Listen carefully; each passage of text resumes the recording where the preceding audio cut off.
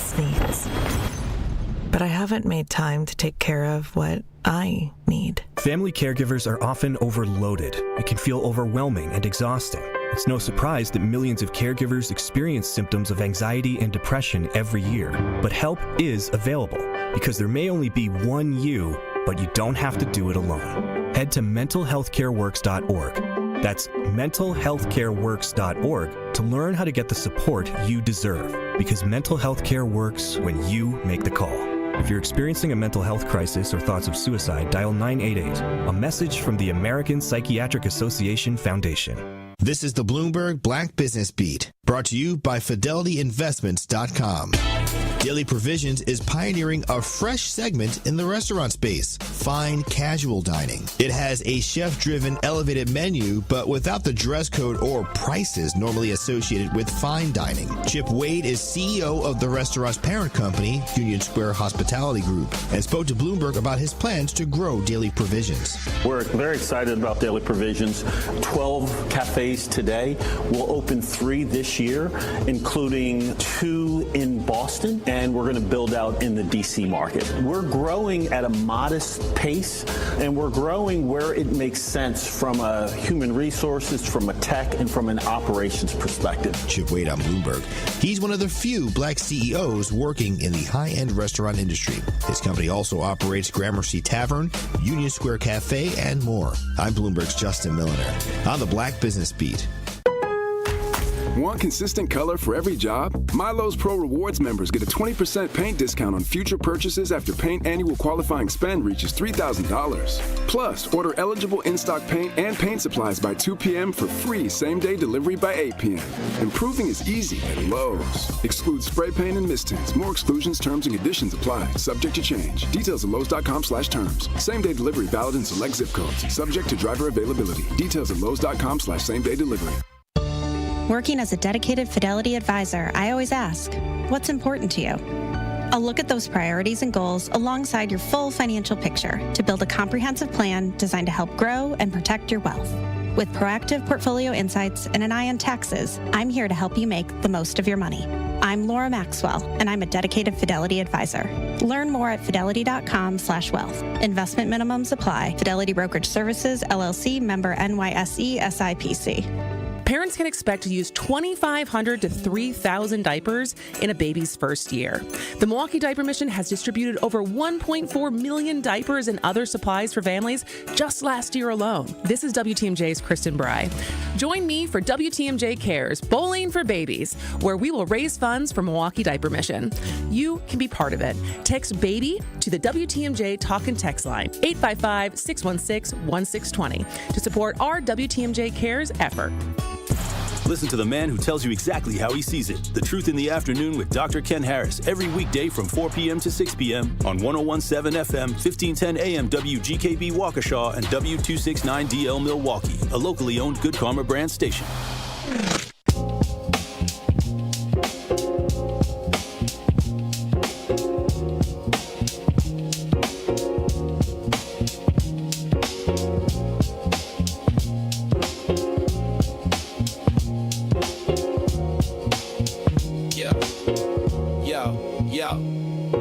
He steps to the mic with a boom, ping, ping. Wisdom sharper than a beast's fierce sting. Words like fireflies that light the night. He turns the dark into blazing bright. Boom, ping, ping, the truth takes wing. Milwaukee's voice, let the city sing. Boom, ping, ping, hear the freedom ring. Sherwin's the king, all the airwaves king.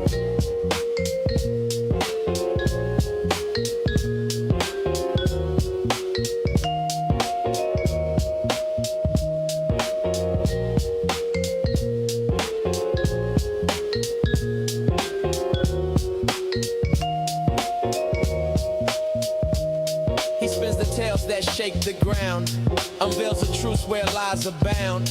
Politics, justice, social streams. He molds the chaos into dreams. No silence here, just the sound of change. Boom, ping, ping, rearrange. Boom, ping, ping, the truth takes wing. Milwaukee's voice, let the city sing. Boom, ping, ping, hear the freedom ring. Sherwin's the king, all the airwaves king. Through the static, through the noise, he amplifies the people's voice. Boom, ping, ping. Like a heartbeat's call, he's got the wisdom to break down walls. Yeah.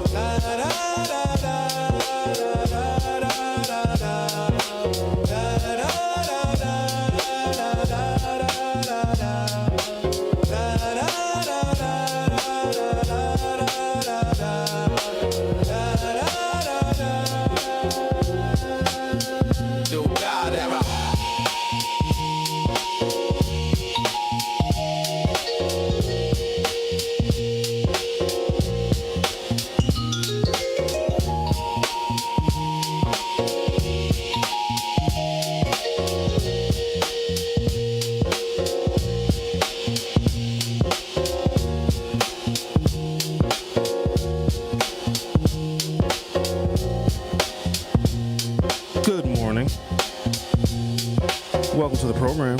Today is Monday, March 2nd, 2026. I swear, when we left on Friday, we were not in an armed military conflict with one of our Middle Eastern adversaries, but my, oh my, what a difference a weekend can make. I want to do my level best and explain the different moving parts of this conflict, but hopefully dispel any myth or any illusion about what this conflict is actually about. And I'm going to provide as much information as humanly possible so that we as Americans who are funding this entire thing, including the consequences, the long-term consequences, I just want us to be a little bit more informed, because people are going to delve into biblical stuff and the Israelites and the Jewish people and the Muslim people. That is not the reason for this conflict, but it is one that is easy to gravitate toward, because this has been a region of the world that has been in one form of conflict or another for hundreds, if not thousands of years. It also should be known and understood that America has got a really bad track record of resolving or smoothing out or creating peace in this region. It has been something that we have tried to do. We have failed miserably. In fact, I probably can go back to just prior to us losing our solid relationship with Iran, to every U.S. president sending either aid, some kind of resources, maybe it's troops, military armaments to the Middle East, oftentimes to no avail. But what we have learned throughout the generations of American involvement in Middle Eastern wars is there are benefits. Now, there's also some costs. Taxpayers will face a cost. Consumers will face a cost. But investors will not. On Friday, the price of a barrel of crude oil was about $67 a barrel.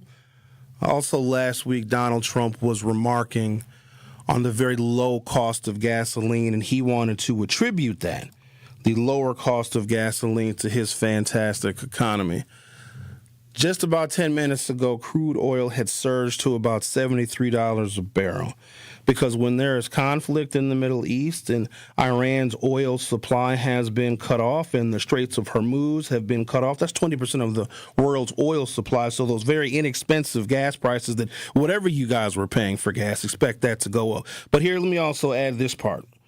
First of all, I drive an electric car, so price of coal ain't going up. So powering my vehicle is probably going to be about the same, 10 cents a kilowatt hour. Thanks, Elon Musk and all the other peoples. Awesome. I have investments, as a lot of you probably do as well. You've got your 401ks and your 403bs, and you probably have your employer-sponsored retirement plans, and maybe you have some energy stocks and you have some investments in oil. It's usually a really good investment because, you know, the world, including the U.S. military, runs on oil, crude oil, gasoline, all sorts of petroleum products. So I took a look at my investments this morning, and I usually leave them alone. I don't want to see them because they go up and they go down, they go down, they go up. I didn't want to look at them. I don't usually look at them. I just let them do their thing because I don't have a lot of control over the market. I've got some investments in a company called Devon Energy. They produce the oil and the gasolines. Okay? Stock prices are through the roof. If Oil, which was at $67 a barrel on Friday, which is now, last time I checked, who knows what it is now, 73 or so dollars a barrel. If oil gets to $90 a barrel, this is just me. This is just Sherwin Hughes, a lowly radio host that does a bunch of jaw jacking 3 hours a day, 5 days a week. If oil gets to $90 a barrel, I'll be able to pay off my house. I think war is awful. It's terrible. It doesn't resolve things. It creates long-lasting hatred and even more conflict that the American people are always going to find themselves involved in. But if I don't have a mortgage, you know what I mean? You take the good with the bad. Chevron Corporation, as of this morning, share price is up $7.34. Shell up 93 cents a share. Total Energies, SE, up $1.09 a share. Petroleo Balancero from Brazil up 65 cents a share. ExxonMobil up $6.27 a share. I'm going to get into the details of how oil is centered to this, but then there's some other ancillary things too. This conflict, however long it goes on, the president is slated to speak at 10 o'clock. Maybe we'll cover a little bit of what he has to say, but he's going to lie to you. Pete Hegseth is going to lie to you.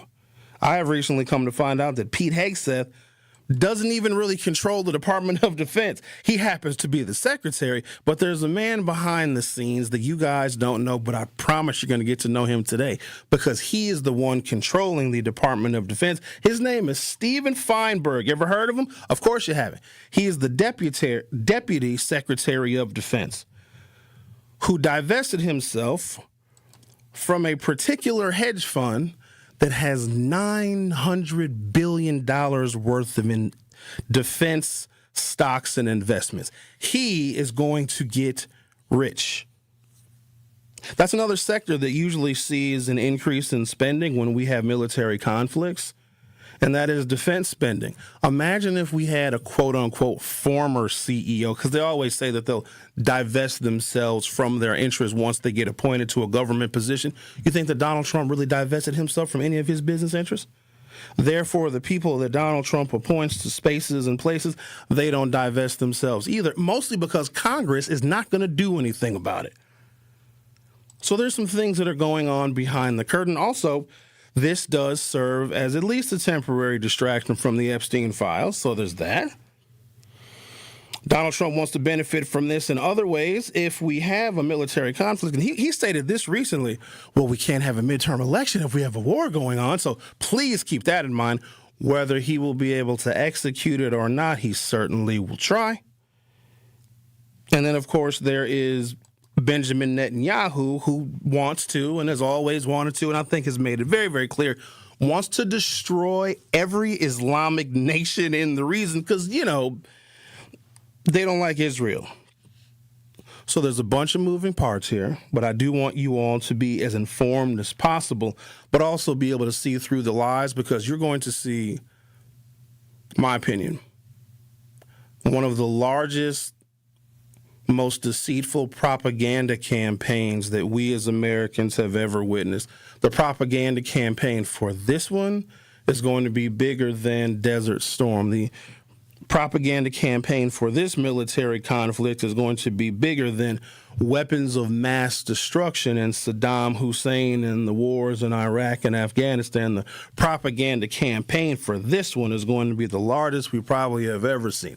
They're going to lie to the American people. And they can, because whenever you have this military conflict, there's always people that they promote their patriotism and they put it on their chest. And if you are not pro-troops and supporting the troops, then they'll call you anti-American, which gives even more leeway to this administration that is failing the American people.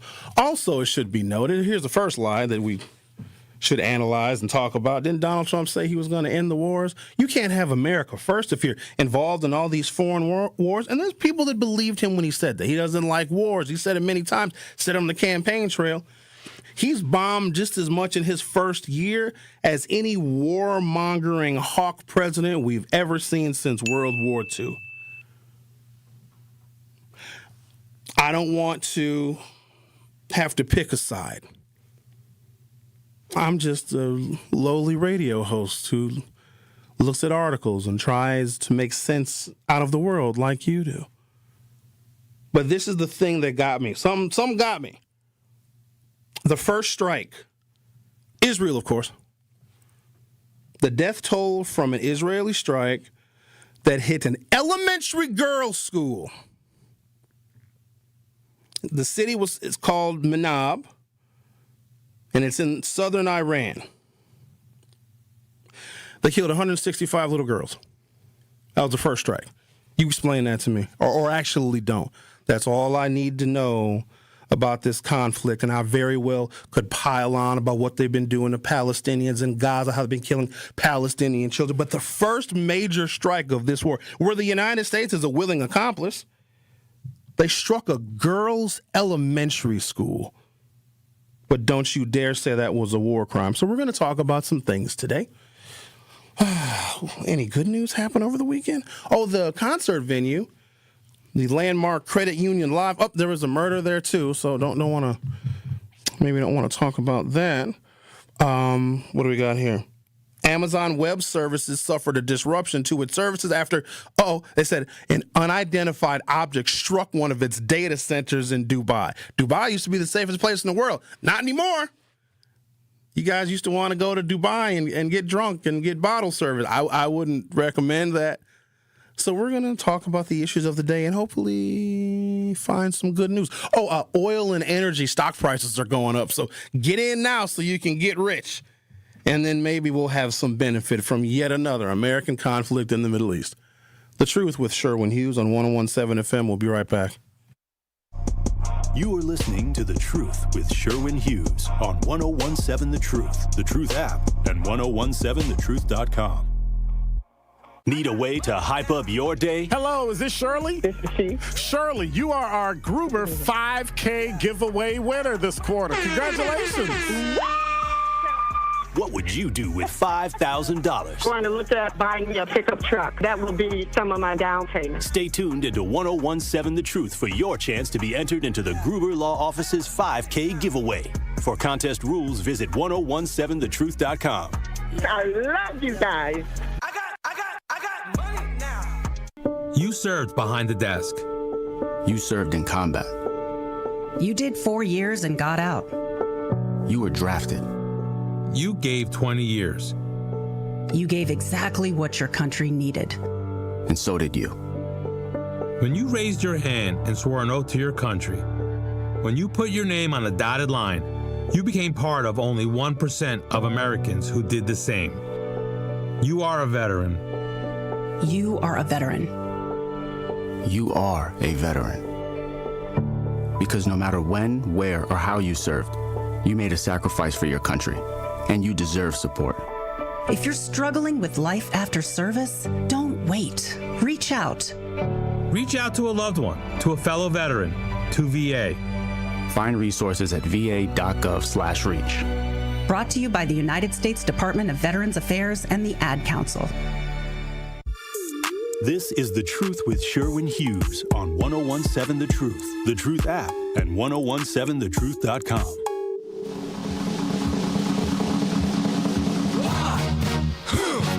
Yeah. What is it good for? Absolutely nothing. Yeah. What is it good for? Absolutely. Well, this song was an easy choice. It's unfortunate that I guess this is the start of the second year of the Trump presidency. And, we had some other things that were going on in the presidency that I think some people found distasteful, that further diminished the power of our institutions and democracy. And there's very few, if any, checks and balances. And this is not a simple military operation to where there is a direct threat against the United States and we pursue that direct threat. This is going to be a full-scale military conflict that is going to engulf the Middle East in instability, and it's reasonable to think that Americans are going to pay some kind of serious price, whether it be the financial price, whether it be sending our troops into harm's way, whether it be additional instability in the region, will it be the crashing of markets and the explosion of energy prices, when Americans were already struggling with inflation and the high cost of groceries. I just don't know what the great benefit is going to be unless you are a very wealthy investor that can put your money in places that we know will explode whenever we have military conflicts. But then there's the human side of this that we as Americans just don't see. Like 1%, give or take, of American families are either in the military or have a family member that is serving. So 99% of us not directly affected. Indirectly, yes. Directly, no. In fact, the last 10 years of the wars in Iraq and Afghanistan, they barely even talked about it on the news because it affected so few American people. We've also been very spoiled because America is essentially a protected country. We've got Canada to our north, and the Canadian border, believe it or not, is even tougher than our U.S.-Mexico border. So we are protected from invasions coming from the north because Canada doesn't even let anybody in. Do you know that if you have an OWI on your record, you can't go to Canada to even visit? That's how strict they are with the border. So we're protected, essentially. We're not worried about bad actors sneaking in through Canada and infiltrating the north of the United States. And we know the U.S.-Mexico border is one that is pretty solidly guarded. And then on our east coast, you have the Atlantic Ocean. And then on the west coast, you have the Pacific Ocean. So we are a pretty well-insulated nation from conflict. Now, when it comes to intercontinental ballistic missiles, yes, of course, we Americans are at risk. But I used to think that threat was mitigated. I'm not entirely sure now. But the human cost is this, and this is going to be another conflict that we as Americans are going to find ourselves in. First of all, Iran is a huge country. It's like 3 times the size of Iraq. 90 million people. They also probably have one of the largest and most sophisticated militaries in the region. Clearly nothing compared to ours, but they're not going to be an easy win. But the humanitarian crisis is going to be something we're also going to have to deal with. Food shipments are going to be cut off, starvation, famine, all in the name of what? Some Iranians are going to want to leave their country because, no food. Their energy supplies are going to get cut off. Oh, I got some details on that too, because Iran was selling energy to Venezuela. We just went and took the Venezuelan president and his wife. I don't even know where they are. We just stole them. And Iran was shipping oil to Venezuela to help them with their dilapidated economy. So now we've essentially confiscated 80 million barrels of oil from Venezuela. And we are now at war, of course, with our friends Israel, at war with Iran that was shipping oil to Venezuela. And I have a feeling that some of that is going to be redirected to the United States, but it's not going to benefit you.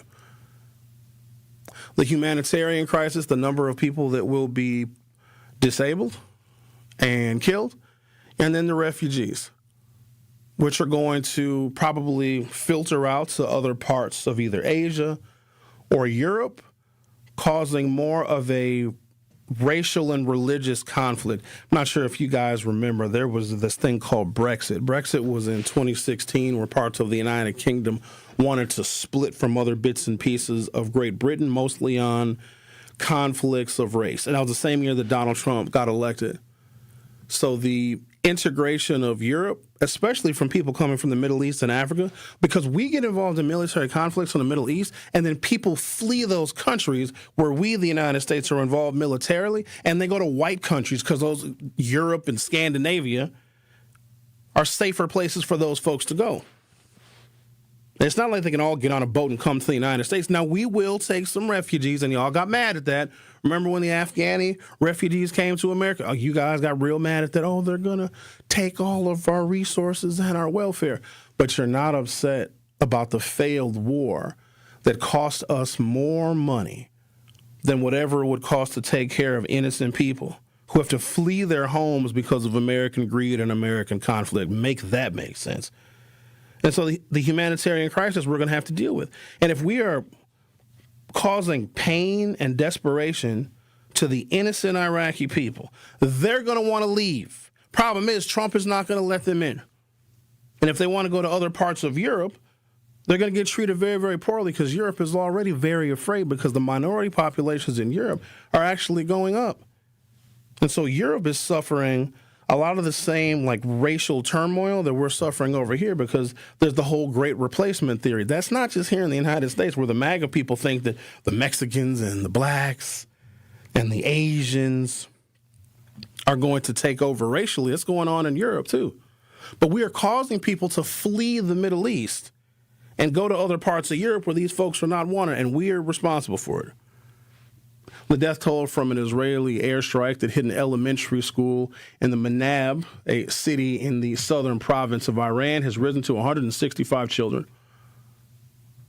The local prosecutor of Manab was quoted in the news agency IRNA on Sunday, saying that 96 other people were injured in the strike on the Shiraza Tebe Girls Elementary School amid a massive United States Israeli offensive launched Saturday morning. Ladies and gentlemen, that is a war crime, and that was the first major military strike of this campaign.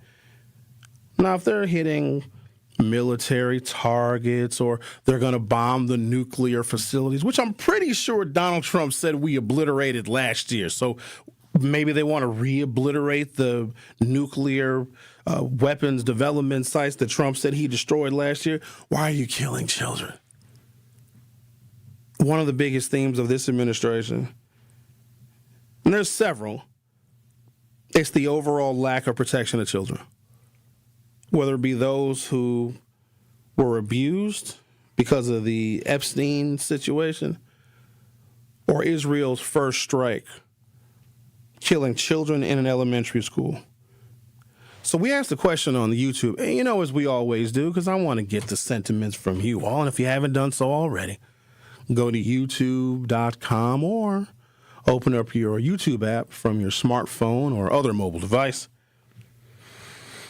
Just curious what you guys are thinking about. The situation that transpired over the weekend, because I swear we were not at war when I left on Friday. I don't think that we were. Was there even conversations about it? I'm not sure. So anyways, I'm just curious as to what you all think. And maybe some of you think it's a really good idea because Iran had a bad guy that was the leader. Ayatollah Khomeini. They didn't like him. He was really mean because he didn't like dissent. So obviously we didn't like him. He also was responsible for killing protesters in his country. Wait a minute. Didn't something like that happen here? But whatever, that's fine. He stifled freedom of speech in his country, so we had to kill him. But here we've had journalists also arrested and comedians fired, reinstated, but we've had attacks on the press here because he was such a bad guy and he was anti-democratic and didn't want freedom of the press, and he was involved in killing protesters in his country. We had to go and had to bomb his country because he was a bad person. Then Trump says to the Iranian people, go and take your country back. There are some people in that nation, which is a sovereign nation, it's its own country in a different part of the world. There are some people that like the leadership. No, we didn't agree with it for obvious reasons, economic reasons, because we had sanctions on Iran and they weren't doing what we said. And also, Israel's behind the entire thing. Stop kidding yourself. Israel wants any threat to their well-being destroyed, and if they can use the United States military, then they will. Let's be really, really clear about that. And at the same time, very, very wealthy hedge fund managers, including people that work in Trump's administration, if they can get rich because of the surge in energy prices, then it doesn't matter who gets killed, especially 165 children going to school. So we asked a question on the YouTube, as we always do. Do you support the U.S. war with Iran? It's a simple yes or no. Knowing what we know so far, and also knowing the United States track record and military involvements in that region have failed. We haven't won a war in a long time. Don't even really want to count Desert Storm because we just threw a bunch of Patriot missiles and blew up some stuff for about a day or two in 1990. So I don't know if I really want to count that one. The last time we won a war was when black people couldn't vote. So I'm just saying we don't have the best track record in winning wars. And also, what is victory? What does victory even look like? Iran has a functioning democracy like what? Like the United States? What's a victory? Where we own all of the oil in that region? Like, what actually is a victory? Us killing how many millions of people, and the sanctions are going to harm people, and millions of people are going to be displaced. And, of course, they can't come here because we don't want any immigrants. What even does victory look like? And if we as the American people don't know what victory looks like, there's no way this administration knows what victory looks like unless they have a different perspective on victory.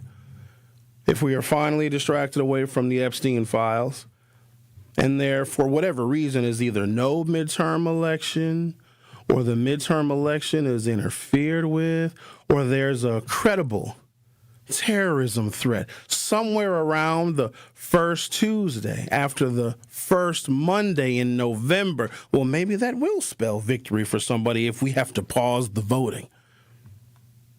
So if you haven't done so already, take a look at our YouTube poll. I'm going to take a break, come back, continue our chit-chat about this little dilemma that we find ourselves in the Middle East. You're listening to The Truth with Sherwin Hughes. I'll be right back. Don't touch that dial. The Truth with Sherwin Hughes will be right back on 1017 The Truth, The Truth app, and 1017thetruth.com. Breaking down the issues that shape our city and our future. The worst kind of whites, not that I'm picking on white folks, but you know how it goes, is the ones that think that they will lose something if this country becomes more fair and equal. I'm going to say that again. The worst kind of white people are the ones that think that if a black person gets a job and gets an opportunity, and they ignore how hard the black person had to work, and the racism, the bigotry, and the discrimination, and just how people turn their noses up at smart black people. They hate us. And the black person works really hard and overcomes maybe generational curses of poor health and poverty and all of those things. And we got to deal with the police and the criminal justice system that doesn't often have our backs. And then the black person gets a job, gets an opportunity, and a white person sees that and thinks that they lost. Those are the worst kind. It's The Truth with Sherwin Hughes, weekdays from 9 to noon. Catch it live on YouTube or tune in to 1017 The Truth. Teachers are dynamic leaders, shaping a new generation. They bring a variety of perspectives from diverse backgrounds, innovating how they teach to prepare students for our fast-changing world. Achieving this takes skill and expertise. They're tireless explorers, creatively discovering a universe of solutions, telling stories, experimenting, inspiring, mentoring, connecting cultures, and connecting with each other. Leading by example. Experience the unique joy of helping students thrive. Teaching is a journey that shapes lives. Are you ready to begin? Explore teaching at teach.org, a campaign supported by the U.S. Department of Education, teach.org, and 1 million teachers of color. A message from Tia Mowry, actress and Fair Celebrity Ambassador. Game day isn't staged, it's lived. It's the shopping, the cooking, the laughter. For families managing food allergy, that same spirit of preparation means everything. Because food allergy isn't a lifestyle. It's a serious, life-threatening disease that can change everything in a moment. But being ready changes the story. It's knowing the signs, having a plan, and carrying epinephrine everywhere life takes you. Epinephrine is the only treatment that can stop a severe food allergy reaction known as anaphylaxis. It works quickly to reverse the symptoms and can save lives. As families and friends gather for the big game, we see what community looks like. It's one built on awareness, care, and love in action. Because readiness doesn't take away the risk. It brings back the joy. When you're ready to act, you're ready to live. Visit foodallergy.org/ready to act to learn more. This is The Truth with Sherwin Hughes on 1017 The Truth, The Truth app, and 1017thetruth.com.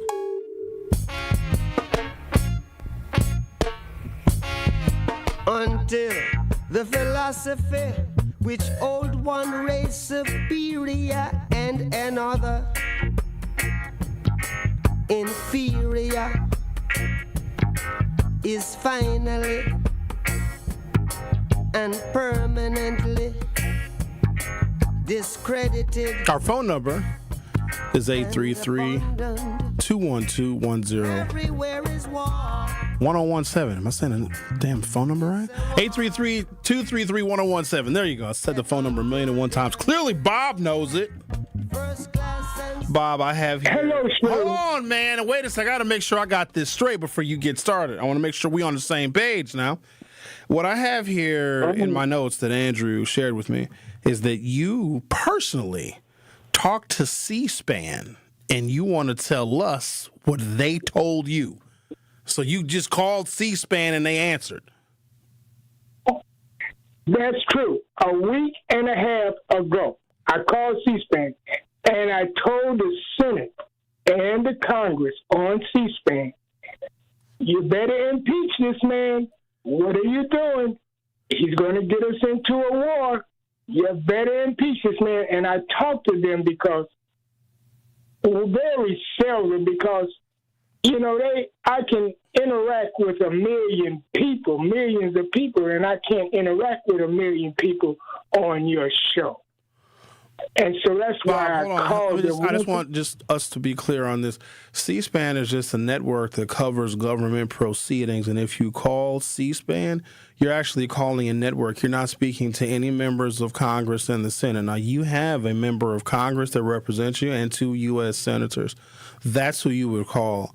Calling a network that broadcasts proceedings does not speak to any member of Congress. And I had to make that clear because there might be somebody listening that also thinks that they could call C-SPAN and then have an impact or have that communication go to their member of Congress. That is not the case. Okay, what's important right now is for me to go on and let you understand. Please. God gives me so much common sense that I'm able to predict the future a little bit. You know, that's why I predicted that Joe Biden would be president during Bush's beginning of his second term, but he became vice president. But then he became president. Just one example of how I have so much common sense.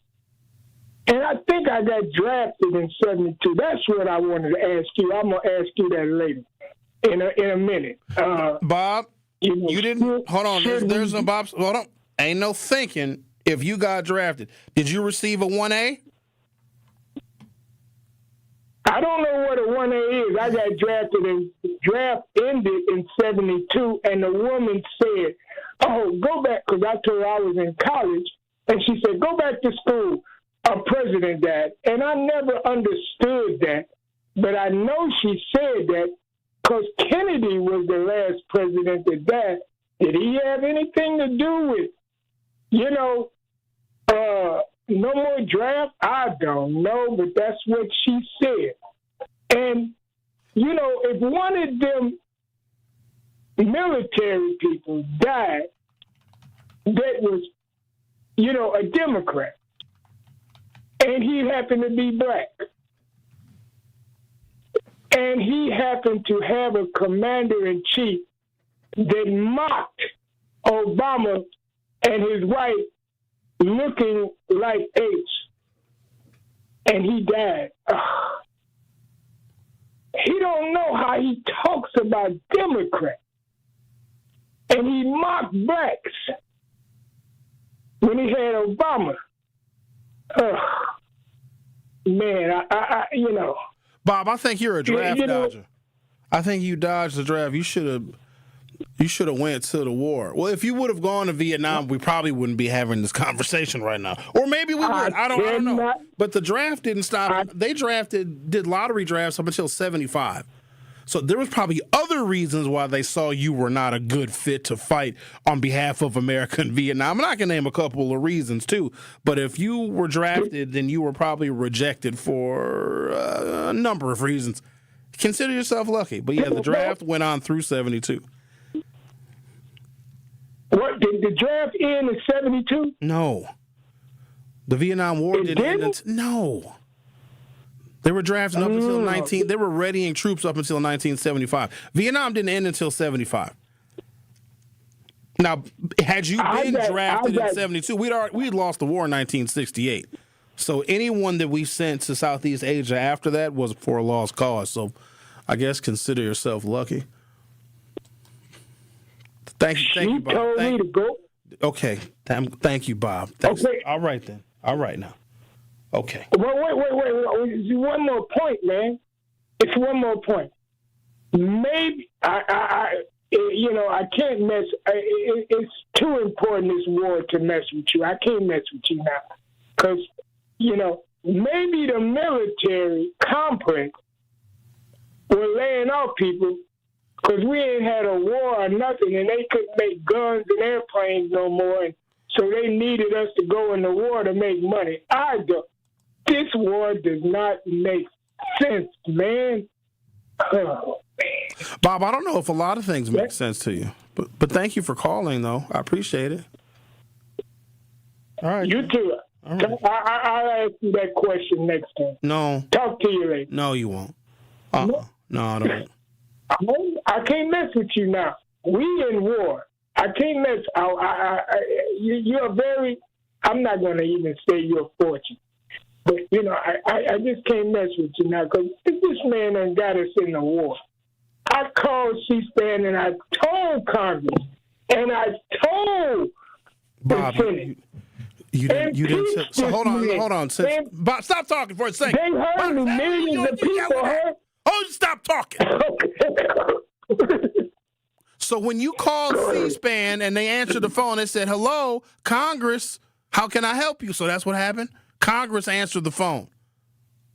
No. Hear your voice in the phone. You on the air. I went up there. The woman told me, "No, the draft is in me. Go back to school." Bob, I'm talking about when you called C-SPAN and talked to Congress. There's millions of people. They watch the TV, and your platform is not a million people. Bob, hold on. Stop talking for a second. I'm trying to get some understanding here because you sounded like you're insane. When you called C-SPAN, who answered the phone? Oh, the moderator, the host, just like you. It's that white lady that was. I couldn't. I tried to get. I wanted him to redeem himself, but he just. So apparently, when you call C-SPAN, it's a white lady. Maybe he called into a show. But why would they take his call? Cerberus Capital Management. They manage roughly $70 billion in assets and has, over the past 10 years, systematically expanded into U.S. defense, U.S. intelligence, U.S. aerospace, and military services contracting, explicitly focusing on national security, defense logistics, training, aviation, and emerging weapons technology. M1 Support Services, Military Aviation Services, Cerberus acquired controlling stakes in 2024 of M1 Support Services. What does M1 Support Services do for this hedge fund? What do they do? Aircraft maintenance, repair, overhaul, military flight training, logistics and supply chain operations, U.S. Air Force and allied military contracts. I'm telling you about this defense contracting hedge fund.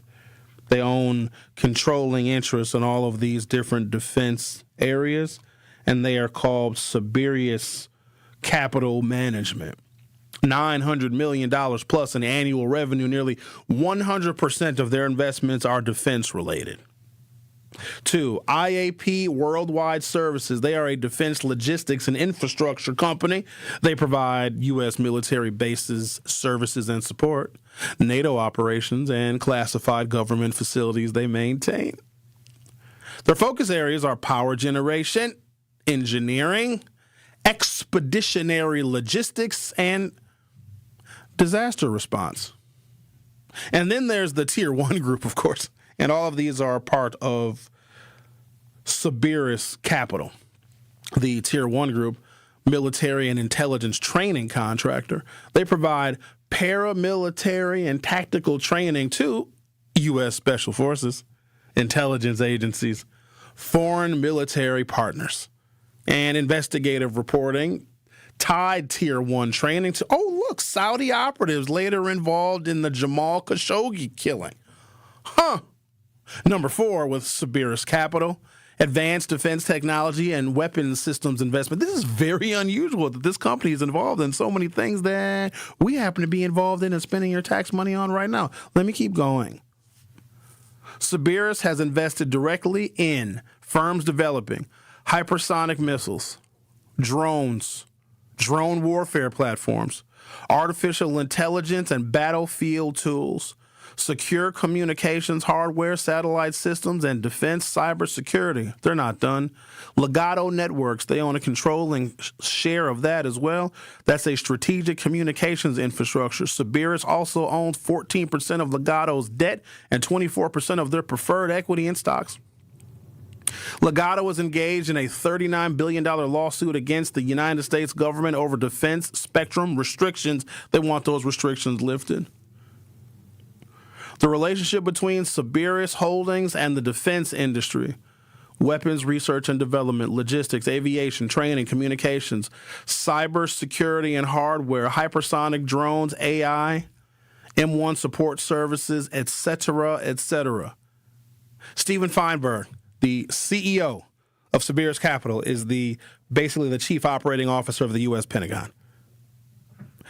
Does that makes sense to you, right? So the guy who's the deputy secretary of the Department of Defense was the CEO in the company that essentially owns and controls the defense industry, and now we're at war. All right, I'm going to let you swallow that, take a break, come back, and continue talking about lovely news of the day. The Truth with Sherwin Hughes will be back shortly. The Truth with Sherwin Hughes returns after this on 1017 The Truth, The Truth app, and 1017thetruth.com. Truth Nation is the best fan base in the country. Been listening to you guys for probably a month. It's some change now, and this is one of my favorite radio shows. And I'm 24, so I used to think talk shows was like an old head thing, and y'all got me hooked. Welcome to Truth Nation. We want you to tap into the talk and text line every show, every day at 833-212-1017. Milwaukee Black Talk, 1017 The Truth. Experience, knowledge, results. That's what really matters when you need help after a serious truck accident. You'll need a lawyer experienced in fighting and winning for people just like you. Gruber Law Offices has the resources, strong track record of success, and a team of experienced lawyers to take care of your needs. We've successfully helped people injured in big truck accidents for more than 35 years. Gruber Law Offices. One call, that's all. Life's better with Drive My Way from American Family Insurance, because we know it's more than just a car. It's your escape pod, your adventure mobile, your memory maker. And we help protect the dreams that drive you. Personalize what you pay for auto insurance and you could save between 10 and 35%. American Family Insurance. Get a quote and find an agent at amfam.com. Products, pricing, and availability vary based on the way you purchase insurance and by state. Unsafe driving behaviors may increase your rate. American Family Mutual Insurance Company, SI, and its operating companies, 6000 American Parkway, Madison, Wisconsin. Good Karma Brands is proud to be an equal opportunity employer, providing equal employment, development, and advancement opportunities to all teammates and applicants. To learn more about careers with us, please send an email to talentacquisition@goodkarmabrands.com. That's talentacquisition@goodkarmabrands.com. Many of our most important memories are made at school. But for children like Victoria, the classroom can be a place of fear and isolation. She wore a bandage over her cleft every day, too shy to speak, too afraid to smile. Everything changed after one life-transforming surgery made possible by Smile Train. Today, Victoria's smile lights up her classroom, a symbol of confidence, connection, and new beginnings. Due to stigma, children with untreated clefts often miss out on school entirely. But thanks to Smile Train, students like Victoria are stepping into the classroom, raising their hands, and finding their voice. Smile Train partners with local experts to support with free cleft surgeries and other comprehensive care, empowering children to thrive in school and in life. Let's help every child walk into the classroom with confidence. Visit smiletrain.org/learn. This is The Truth with Sherwin Hughes on 1017 The Truth, The Truth app, and 1017thetruth.com.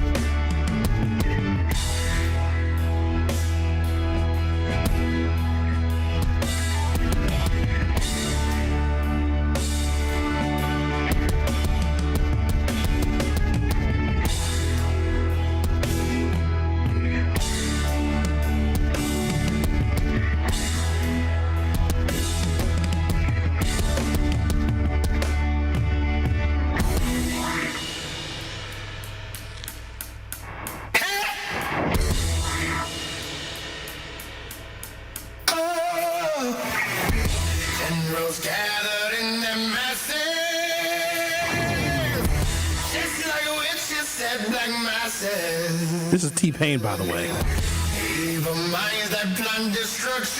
Black Sabbath remake. Ozzy Osbourne with Black Sabbath. And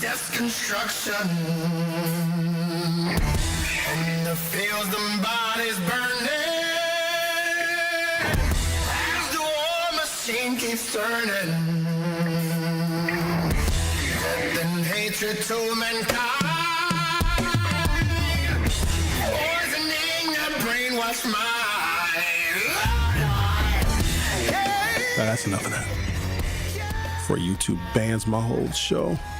Core conflict issues. Okay, so the Deputy Secretary of the Department of Defense essentially controls military spending. There's another detail about Steve Feinberg I also want to share with you, but let me just be abundantly clear here. Be under no illusion as to why we're at war. It's not because there's some righteous cause. It's not because Iran is ever a threat or has been a threat to the United States. The United States is the biggest threat, not only to the American people, but to democracy. The United States is currently the biggest threat to stability worldwide. It's us. We are the problem. It's why nobody wants to date the United States for very long. It's why we have this toxic relationship with Israel. They're the only ones that like us, and they're just using us for our money. Direct financial exposure to defense contractors. Even after stepping down, Stephen Feinberg retains substantial financial ties to Sommers, which holds military aviation contracts, logistics companies, they own weapons developers, and they own intelligence training firms. This means the Pentagon's decisions directly influence companies tied to his personal wealth. It gets so much better. It's so much better. The Legato lawsuit is a conflict with the military authority. Sommers holds major debt and equity in Legato Networks, which is suing the United States government for $39 billion, alleging Department of Defense illegally blocked spectrum use. As Deputy Secretary, Stephen Feinberg oversees the very agencies defending against the lawsuit, a textbook conflict of interest, and this is who Donald Trump selected. He's essentially running the Pentagon. Pete Hegseth is an idiot. You wonder why that Pete Hegseth was a dude that was like in the Army Reserves, but was a Fox News commentator. The person that's actually running the Pentagon has financial interest and financial stakes in military defense spending.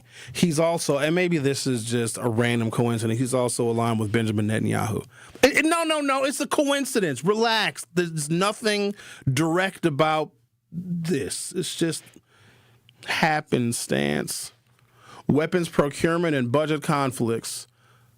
Cerberus investments include hypersonic missile companies, drone warfare developers, and AI battlefield systems. Steven Feinberg directly influences procurement priorities, budgets, and acquisition pipelines that can dramatically raise the valuations of firms Cerberus owns or previously controlled. Human rights and war crimes risk exposure. The first major incident of this war was the Israelis bombed a girls' school. I hope you guys aren't okay with that, but because it's them people over there, it doesn't really impact us. Cerberus-owned Tier 1 group trained Saudi operatives linked to the Jamal Khashoggi murder, triggering concerns about international law violations, civilian protection obligations, Pentagon ethics compliance. Why ethics call this the most severe conflict in U.S. military history? Senator Elizabeth Warren and government ethics officials concluded Steven Feinberg's financial entanglements permeate the entire defense sector, making routine Pentagon operations a potential legal and ethical minefield. He was approved by the U.S. Senate to be the Deputy Secretary of the Department of Defense, 59-40.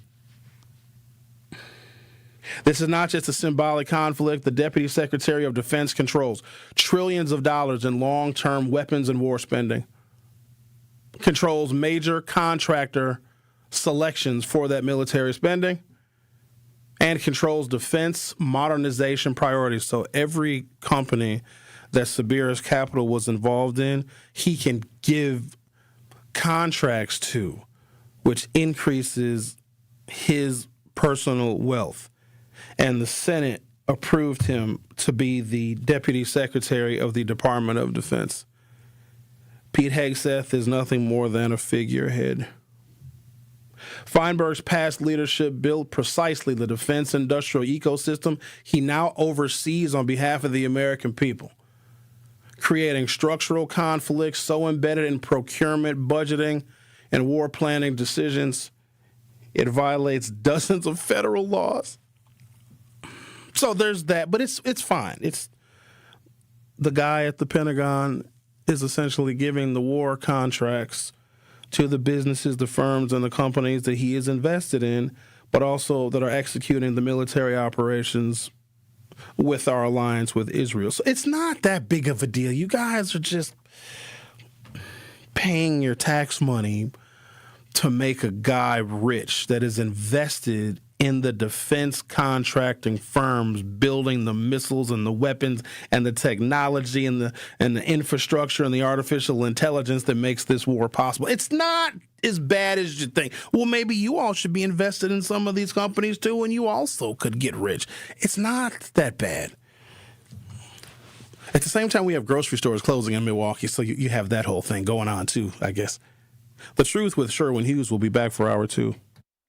He's the voice for the people and the community's connection to change. Regroup, rethink, and reshape, and get on the front lines.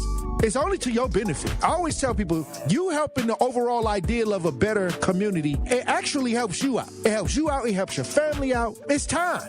Do not bring that reactionary attitude into the new year. This is the best time to start fresh. This is the plot. They plot this out, and it's been going on for years. This is normal. This is the way it is. This is where we are right now. It's all buddy-buddy. And if you're not a part of the friend situation, you're not getting in. They don't want nobody getting in and seeing where the messy. That's why I'll never get in. Because they know I'm not going to play around about my community. They know I'm not going to sit in no meetings and see y'all shucking and jiving and sniggling and giggling and not say nothing about it. I'm going to tell you to shut up. The Tory Lowe Show, weekdays from 1 to 4 p.m. Live on YouTube and right here on 101.7 The Truth. I take care of the kids, and I take care of my dad. I take care of things at work. The groceries, the cleanups, the meltdowns, the doctor's visits, the family events, meal times, bedtimes. I take care of all the things everyone else needs.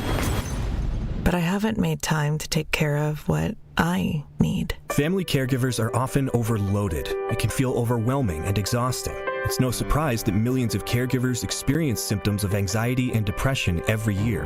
But help is available, because there may only be one you But you don't have to do it alone. Head to mentalhealthcareworks.org.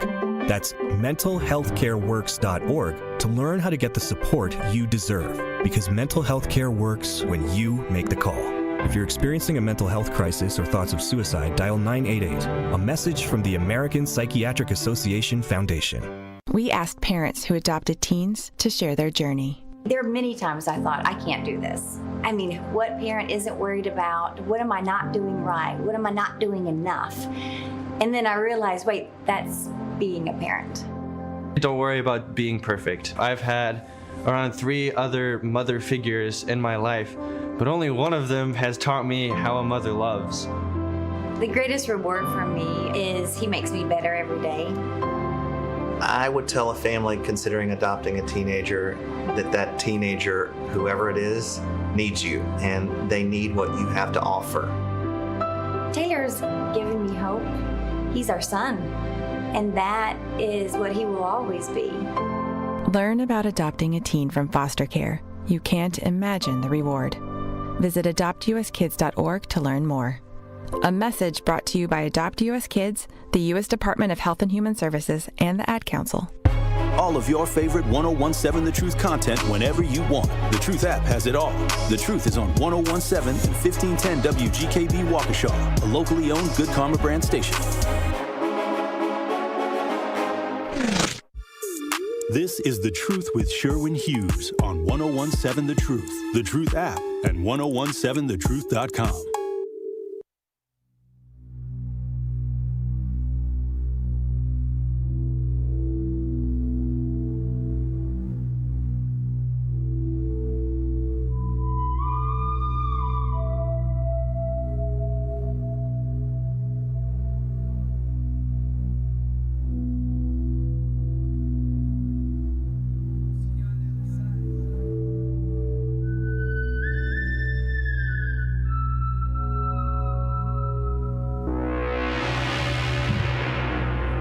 Welcome to Hour 2 of The Truth with Sherwin Hughes.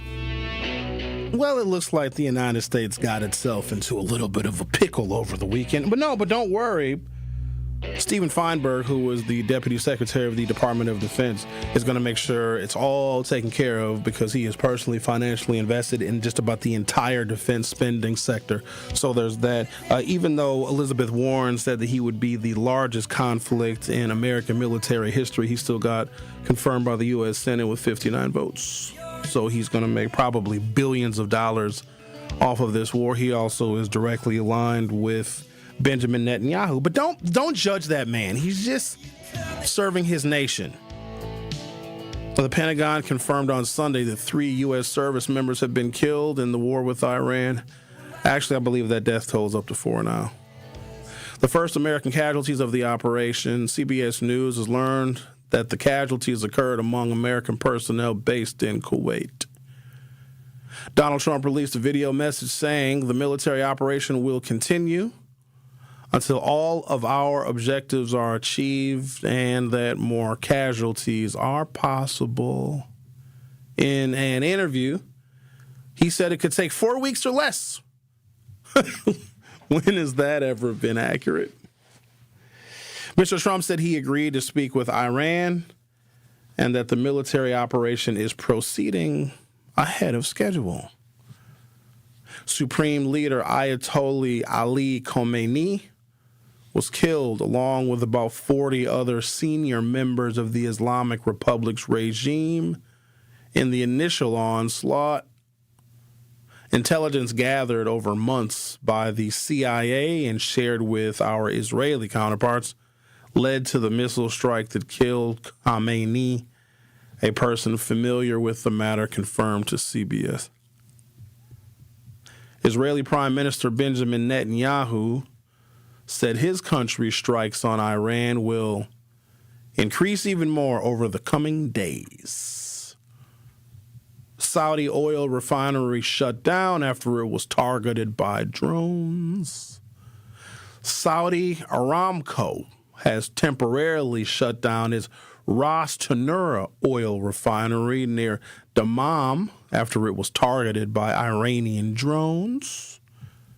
Saudi state television reported the decision, citing what it described as a, quote, official source, and adding that there were no casualties from a fire and that its decision was simply precautionary.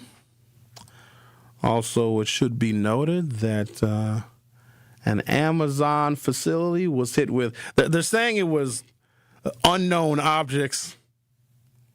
This was in Dubai. There's an Amazon fulfillment, shipping, something. Just happened to be damaged by something falling out of the sky. So not even Amazon and shipping fulfillment is safe. But no, it's all fine. Right? We had to get rid of the bearded Iranian guy because he killed protesters in his country because we don't like that. If protesters are protesting because they're feeling protesty, you got to kill them because, come on, stay at home. Don't be angry at things. So there's that.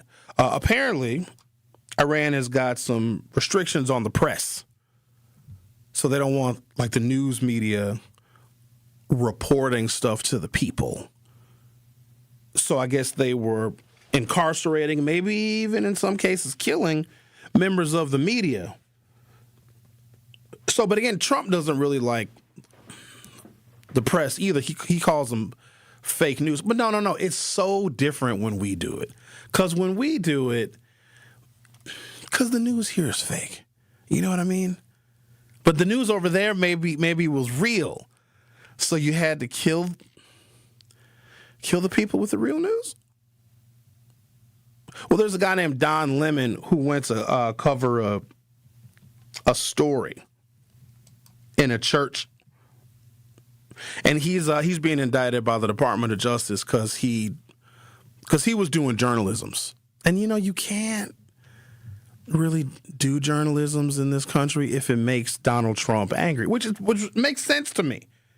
Doesn't it make sense to you? Like, you can't tell stories that might be mean. Mean stories are hurtful because they're mean. And so if you're a journalist, and those of you that may consider a career in journalism,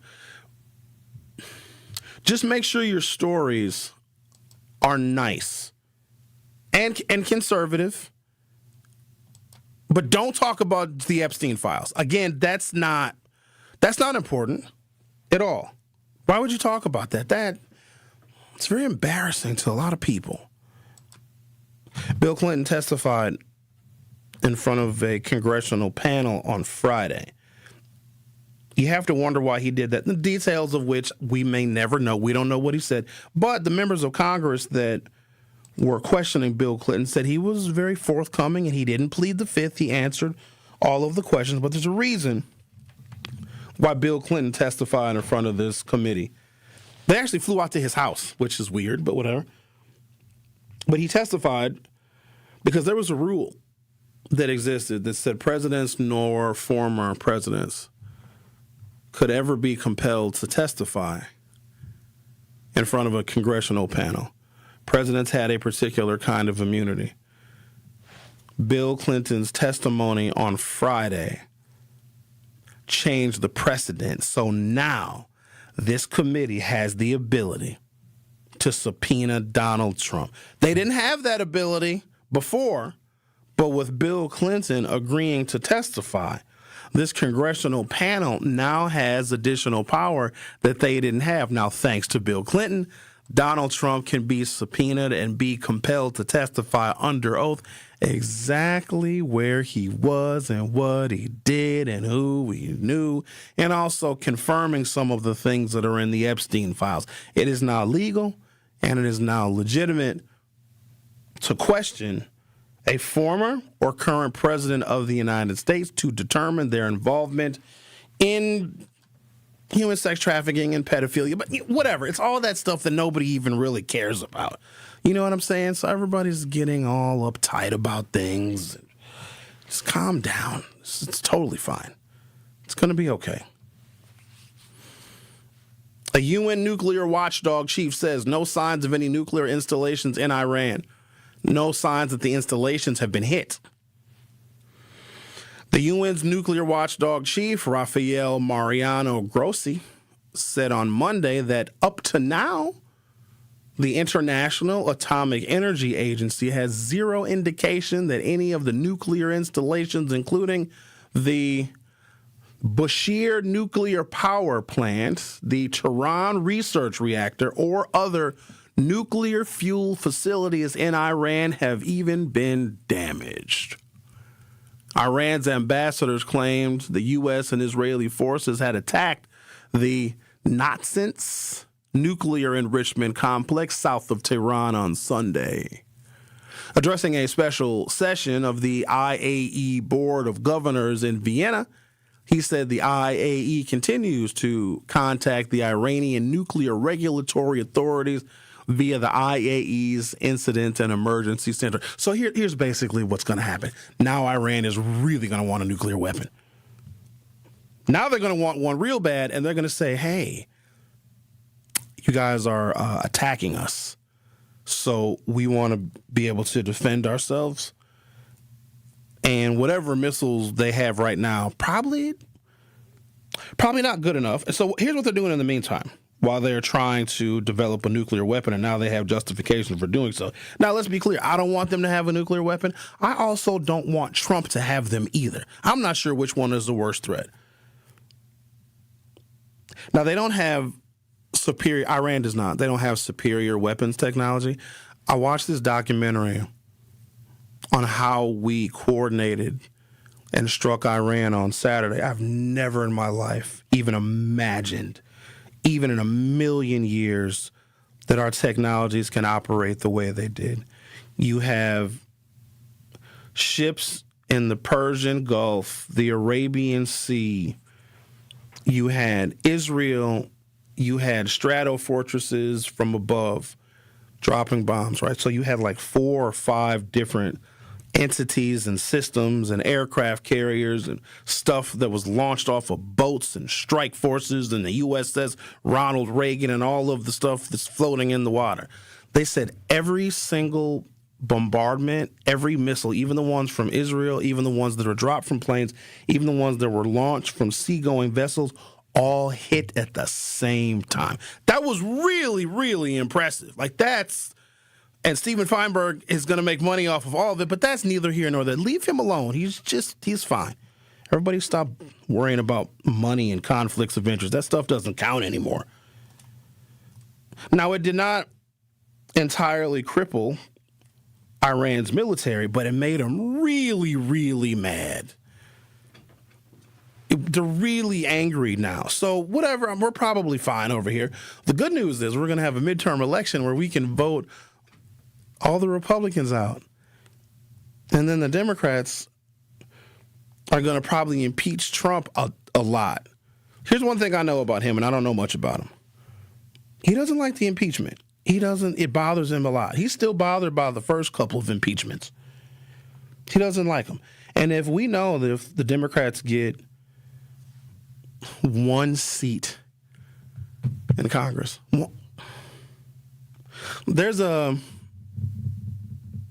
I think as a congressman in Texas, it's hard to keep up with all this stuff. He's either sick or resigned. Oh, he's in trouble. It might be a scandal. And he's being encouraged to step down. The Democrats might actually have the majority in Congress, but because of procedural and technical things, Mike Johnson will still remain Speaker. So if of the 435 members of Congress, if the Democrats just get 218 people elected, meaning some of the Republican members of Congress that have been a little too supportive of Trump and his ideas on the economy and maybe this war, maybe the Epstein files, if they just get 218 of the 435 members of Congress, Donald Trump will be impeached on probably several dozen different articles, and Trump doesn't want that to happen. So if you're thinking about this practically, why would Trump want the Democrats to even have a chance? Wouldn't you, if you were him now, if you were him, wouldn't you want to federalize the election too? Wouldn't you want to say there's a whole bunch of voter fraud, like, the voter fraud in 2020? that caused the January 6th thing, because, Joe Biden stole that election. I mean, hell, every black person I know voted 30 times. We all did. We all just joined together like, hey, let's go. Let's get in line to vote. You guys remember 2020 during the pandemics? You had to wear a mask, had to stand 6 feet apart. Remember when you had to wait in line forever to vote because you had to stand 6 feet apart? You guys remember the polling locations could only have a certain number of people in them because of COVID? Remember that? You had to wear a mask, and if you wore glasses. And Andrew, do you remember how bad it was wearing a mask and your glasses get fogged up? It was the worst. It was the worst. It was real bad. And so here's what we're doing. We're standing in line all day to go and vote in 2020. The whole George Floyd thing and policing. People were very angry. A little bit of protesting going on. Some of you guys even protested too. Remember the signs? I got to say, remember the signs because we don't see them anymore. Black Lives Matter. Not anymore, they don't. They did for, I don't know, 18 months-ish. So this is what we all did. We all stood in line all day to go and vote because, you had to have 6 feet apart and you could only have a certain number of people in the polling locations at a time because of COVID. So we would vote, and then we would just go right back to the end of the line and just wait a couple more hours again and just keep, hello, I was not in here voting 1.5 hours ago. I am a new Sherwin Hughes. I'm a noob. Sherman Hughes. I did not just vote. I would like to vote again because when you're committing voter fraud, you clearly have to change your voice. And so, every black person in America did that 36 times. And so, we stole the election for Joe Biden. If we were going to steal the election, it'd probably be for Obama. But we wouldn't even steal it for him. I have spent probably 25 years of my life trying to convince black people to vote once. One time. Do you think in a million years I could get us to vote more than once? Black people will vote once every 4 years and be like, I did my part. County supervisor elections, nah. School board elections, nah. County executive, nah. Mayor, nah. Alderman, nah. President every 4 years, maybe. Well, the good news is gas prices are going to go up, and if you're invested in energy companies, you're going to get rich. So there's always a silver lining. You're listening to The Truth with Sherwin Hughes on 101.7 FM. Don't go anywhere. We'll be right back. The Truth with Sherwin Hughes returns after this on 101.7 The Truth, The Truth app, and 1017thetruth.com. This is 101.7 The Truth's Kyle Wallace, and the time is now, Milwaukee. Truth to Power is your platform, and on my show, our community always has a voice. There is no topic that is off limits, and I always give you my authentic opinions on how I feel because keeping it real is the only way I know how to get down. Listen to Truth to Power with me, Kyle Wallace, every day from noon to 1 p.m. on the award-winning 101.7 The Truth app, and streaming live on YouTube at 101.7 The Truth. Milwaukee Black Talk. Life's better with American Family Insurance because we know you love working weekends. If it means working on your dream home, both inside and out. And we're here to help protect those dreams so you can enjoy peace of mind. Save up to 40% when you bundle home and auto. American Family Insurance. Get a quote and find an agent at amfam.com. Products, pricing, and availability vary based on the way you purchase insurance and by state. Some exclusions apply. American Family Mutual Insurance Company, SI, and its operating companies, 6000 American Parkway, Madison, Wisconsin. Natural gas is a clean, reliable, and convenient source of energy delivered directly to you through underground pipelines. The pipeline system has an excellent safety record, but there are clues that can help you identify a potential hazard. If you smell the strong odor of rotten eggs, hear an unusual hissing sound, or see blowing dirt or debris, it could be a natural gas leak. Leave the area immediately and call We Energies at 800-261-5325. We Energies. People you can trust. Energy you can depend on. 70 million people in the U.S. have learning and thinking differences, like ADHD and dyslexia. Each has their own story. This is ours. At first, I thought it was just a phase. Then schoolwork became a struggle. Emotions got bigger, and my kids started falling behind. I felt alone. like I was lost in the dark trying to find answers. Then I learned about Understood.org, a nonprofit empowering parents and kids like us. It was like we had a light to show us the path ahead.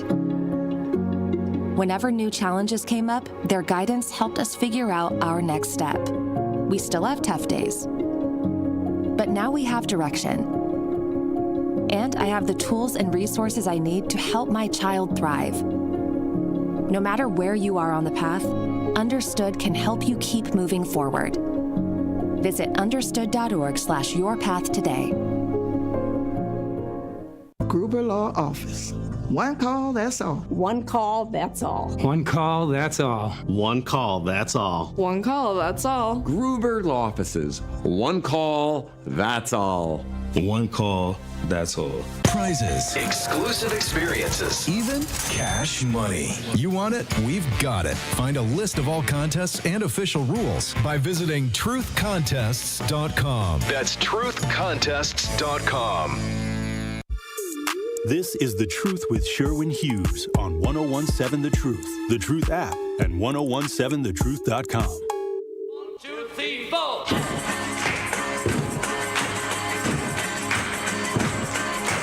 Everybody tell me about bagging, bagging, bagging, bagging, bagging, bagging. This is the matter, it's the middle. All we are saying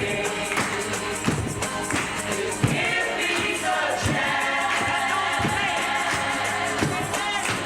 All we are saying is give me the chance. Daphne says via our text line at 833-212-1017. But Professor, what are the goals and how objective for the USA? Maybe what objectives for the USA? What are we getting out of this? In June, we reportedly already blew up Iran's nuclear capabilities. So what is it? Are we there to blow them up again?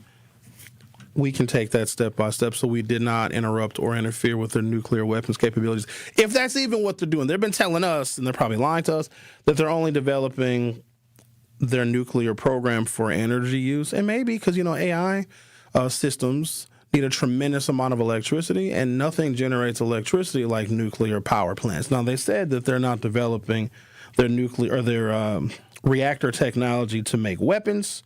They're using it for energy and for power. I don't know, maybe, even though they're a very oil-rich country. I don't know, maybe they want to use nuclear reactors for electricity. I don't know. I'm not into foreign policy like that. I talk about Milwaukee stuff. So we did not destroy their nuclear development facilities. That's number one. But if you have a number of people, including the Deputy Secretary of the Department of Defense, that is heavily invested in the defense companies and defense contractors that are making all of these weapons of war, then there's certainly money to be made. There's also opportunity for the United States to exhibit leadership when places like the Middle East are showing instability. And then there's, of course, working with our great friend and our great ally Israel and wanting to destroy Muslims. And so the United States is always going to be complicit in helping Benjamin Netanyahu, who was actually in the political fight for his life because he was being accused of all sorts of corruption and war crimes. Did you guys know that Benjamin Netanyahu basically was in the same kind of trouble in Israel that Donald Trump was over here? And he's distracting away from his personal and political troubles by involving himself in a conflict. So there's that. There is the possibility that we could stop or slow down or change the rules on how we vote. If we're in a major military conflict and if one of the largest sponsors of anti-American terrorism is being attacked by America, then there might be another terror threat surrounding our elections, and it would make a lot of sense if we canceled our election. Or maybe just, change the date of the election. Or maybe don't have one at all, because Donald Trump has suggested that a couple of times. Because elections are bad when he doesn't win. So there was voter fraud in 2016, but not enough to make Trump lose. Because remember, he was talking about voter fraud up until the actual election of when he won, Trump had a speech written. There's a whole documentary on this. He had a speech written because he knew he was going to lose to Hillary Clinton. Donald Trump's whole thing in 2016 wasn't even to become president. He didn't even want to become president. It was too much work. He wanted to build his brand, get even more notoriety so he could build a television network to compete with Fox. If you go back in the archives, if you're that curious, he didn't have a victory speech written that night because he thought he was going to lose. He was claiming voter fraud up until he actually won. Then he had to stop. No one thought Trump was going to win, including him. I'm telling you, he did not have a speech even written. He didn't want to waste anybody's time. He didn't even want a just in case I win speech. He never wanted to be president. But then when he lost in 2020, because, he got in trouble for a bunch of stuff that he did during his first term, because he was thinking, okay, I don't really want to be president, but if I gotta be, good Lord, am I going to cheat every way possible? So then he loses in 2020. Files, I don't know how many lawsuits. All of them got thrown out, probably 70 lawsuits. Even judges that he appointed. And he appointed judges to protect him and try and decide things in his favor. That didn't work either. So he loses in 2020. He's got to keep himself relevant. Accuses Joe Biden of voter fraud and a stolen election. And he, Donald Trump, committed some of the worst voter fraud in American history by asking the Secretary of State of Georgia to fine him 11,780 votes. You can't do that. Like, that's illegal. And then he got impeached a bunch, and he's really, really mad at the Democrats. He was really mad that he lost. And he had to get back in power to save himself legally. So then, boom, he gets elected in 2024. And now it's, I'm going to fix the economy. Joe Biden created all this inflation. I'm going to bring jobs back. And the most important thing that he said, we're going to get out of these foreign wars because America's first. You can't put your country first if you're in all these foreign wars spending all of this money. He has been on the war path probably more than any other president we've seen in modern history. So the question is that Daphne asked, what are we going to get out of this? I don't know. I'm going to have a lot of stuff to talk about, so that's good for me, I guess. A lot of coverage. I've got some investments. Thank you, Andrew. I've got some investments in some energy stocks, which are doing really, really well. So if oil gets to $90 a barrel, I don't know. You guys might have somebody else you're listening to from 9 until 12 because I'm going to be over in Dubai. But actually, no, I won't. Don't want to go to Dubai. Iran sells and exchanges oil with Venezuela. A partnership deepened by shared U.S. sanctions and a 20-year cooperation agreement signed in 2022. Iran, past tense, provided Venezuela with light crude and dilutants crucial for processing Venezuela's heavy crude oil while helping repair and operate its refinery. So there was and maybe this is all just coincidence, right? That Venezuela and Iran had a partnership. Now, both countries were under sanctions from the United States, and they weren't supposed to be sharing oil and refineries. They weren't supposed to be doing that. But they had a barter system. Iran supplied oil and fuel in exchange for Venezuelan heavy crude and other commodities, often utilizing the opaque shadow shipping networks to bypass American sanctions. Then there was refinery support. Iran has contracted to repair and modernize Venezuelan refineries such as the El Palito and the Amare facility to stabilize their local fuel production. And, of course, the trade has enabled Venezuela to boost its overall exports while addressing the acute domestic fuel shortages. So what do? We went and stole the Venezuelan president and his wife, and I don't even know where they are. But there was a cooperation in oil between Iran and Venezuela. So we started with Venezuela. We went and stole Maduro and his wife. We just stole them. 15,000 U.S. servicemen and women in that operation to steal two people. Whatever happened to building the border wall? Anybody ever check on that? Because you guys remember when that was a really big deal? And then there was this other thing that Republicans used to chant. It was build the wall and then drill, baby, drill. Well, that's too much trouble. And plus, why are we drilling here in the United States? We'll just go steal oil from other countries. So what do we get out of it? I don't know. Fun, I guess. This is always a good time whenever we blow stuff up. More patriotism, of course, because we love it when America goes and bombs brown people that are of a different religion. So that's pretty cool. You know what I learned? So you know when they say the term anti-Semitic, that's very bad. You don't want to be that. That's not nice to be anti-Semitic. But Arabs are Semites too. I thought it was just the Jewish people that were Semitic. No. It's also Arabs. So if you don't like Muslims and if you don't like Arabs, you're also anti-Semitic. Go figure. The Truth with Sherwin Hughes on 101.7 FM. We'll be right back. More of The Truth with Sherwin Hughes is next on 101.7 The Truth, The Truth app, and 1017thetruth.com. Real talent is defined by what people can do, not where they learn to do it.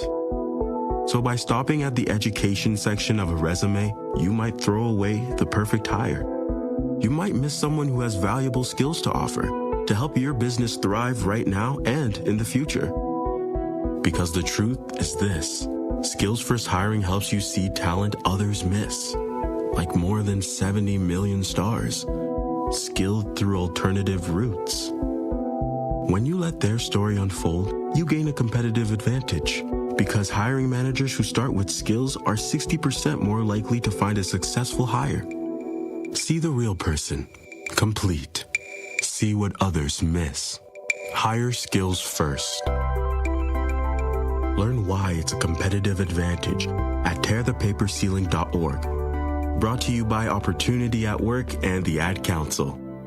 Dad's gonna be far side, good. What should I do with my dress? Do little wiggles. The slate's coming in.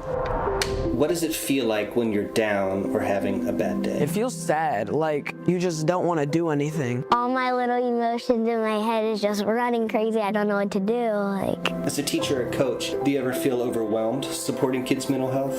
I had never experienced players being so down that they can't even participate. You're just in tears in the huddle. I didn't know what to do. Teachers need tons of help. Kids Mental Health Foundation offers educational materials to help guide conversations with our students. It's so important that we are constantly educating ourselves. It's the same as the CPR class to me. We're trying to save a life here.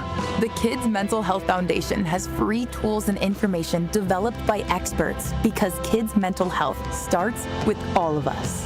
Scan the QR code or check out kidsmentalhealthfoundation.org to get started. Thank you, Milwaukee. Because of you, the second annual Truth Community Awards was an unforgettable celebration of the leaders, changemakers, and heroes who make our city shine. A special thank you to our incredible partners, Milwaukee College Prep, the Milwaukee Bucks Foundation, Gruber Law Offices, Steinhoffels, Cousins Subs, and 3rd Street Market Hall. And thank you to our presenting sponsor, Potawatomi Casino Hotel. Together, we're celebrating community, culture, and impact. We'll see you next year at the Truth Community Awards. This is The Truth with Sherwin Hughes on 1017 The Truth, The Truth app, and 1017thetruth.com.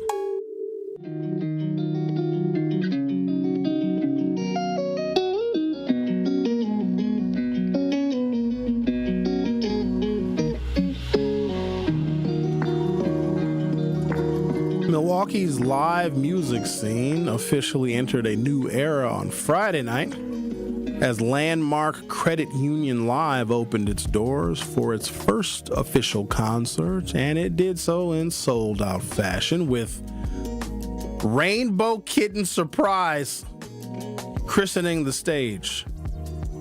I've never heard of them, but they were the first show to perform at the Landmark Credit Union Live.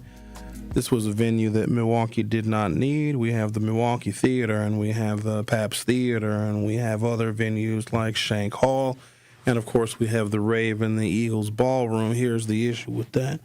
This is a Live Nation operated venue, and Live Nation owns Ticketmaster, so if you're going to go see a big show, or maybe even a sporting event, you buy your tickets from Ticketmaster. If you're going to see maybe a smaller music show, a smaller, less known artists and artists that can't sell out an 18,000 person arena, you would then go to the Landmark Live. Those artists that would play at the smaller venue, the Landmark Live, would typically play at some of the other locally owned and controlled venues in Milwaukee. But here's what Ticketmaster does to you. And they currently are involved in an antitrust lawsuit with the Department of Justice. I do not expect anything to come out of it because this current Department of Justice led by Pam Bondi is, well, it's a little weird. Let's say DJ Brother Z is going out on a nationwide tour. He's DJing. He's doing a 50-city tour. And he would typically perform in venues that are maybe 3,000 or 4,000 people. What will happen is Ticketmaster / Live Nation will approach him and they'll say, hey, DJ Brother Z, we hear that you're going out on a 50-city American tour, North American tour. He's going to the 6. He's going to Toronto and Vancouver and Ontario, Canada, going to Ottawa, Canada, doing a 50-city North American tour. Ticketmaster says, we'll give you $30 million. We'll buy your entire tour. We'll write you a check right now for $30 million.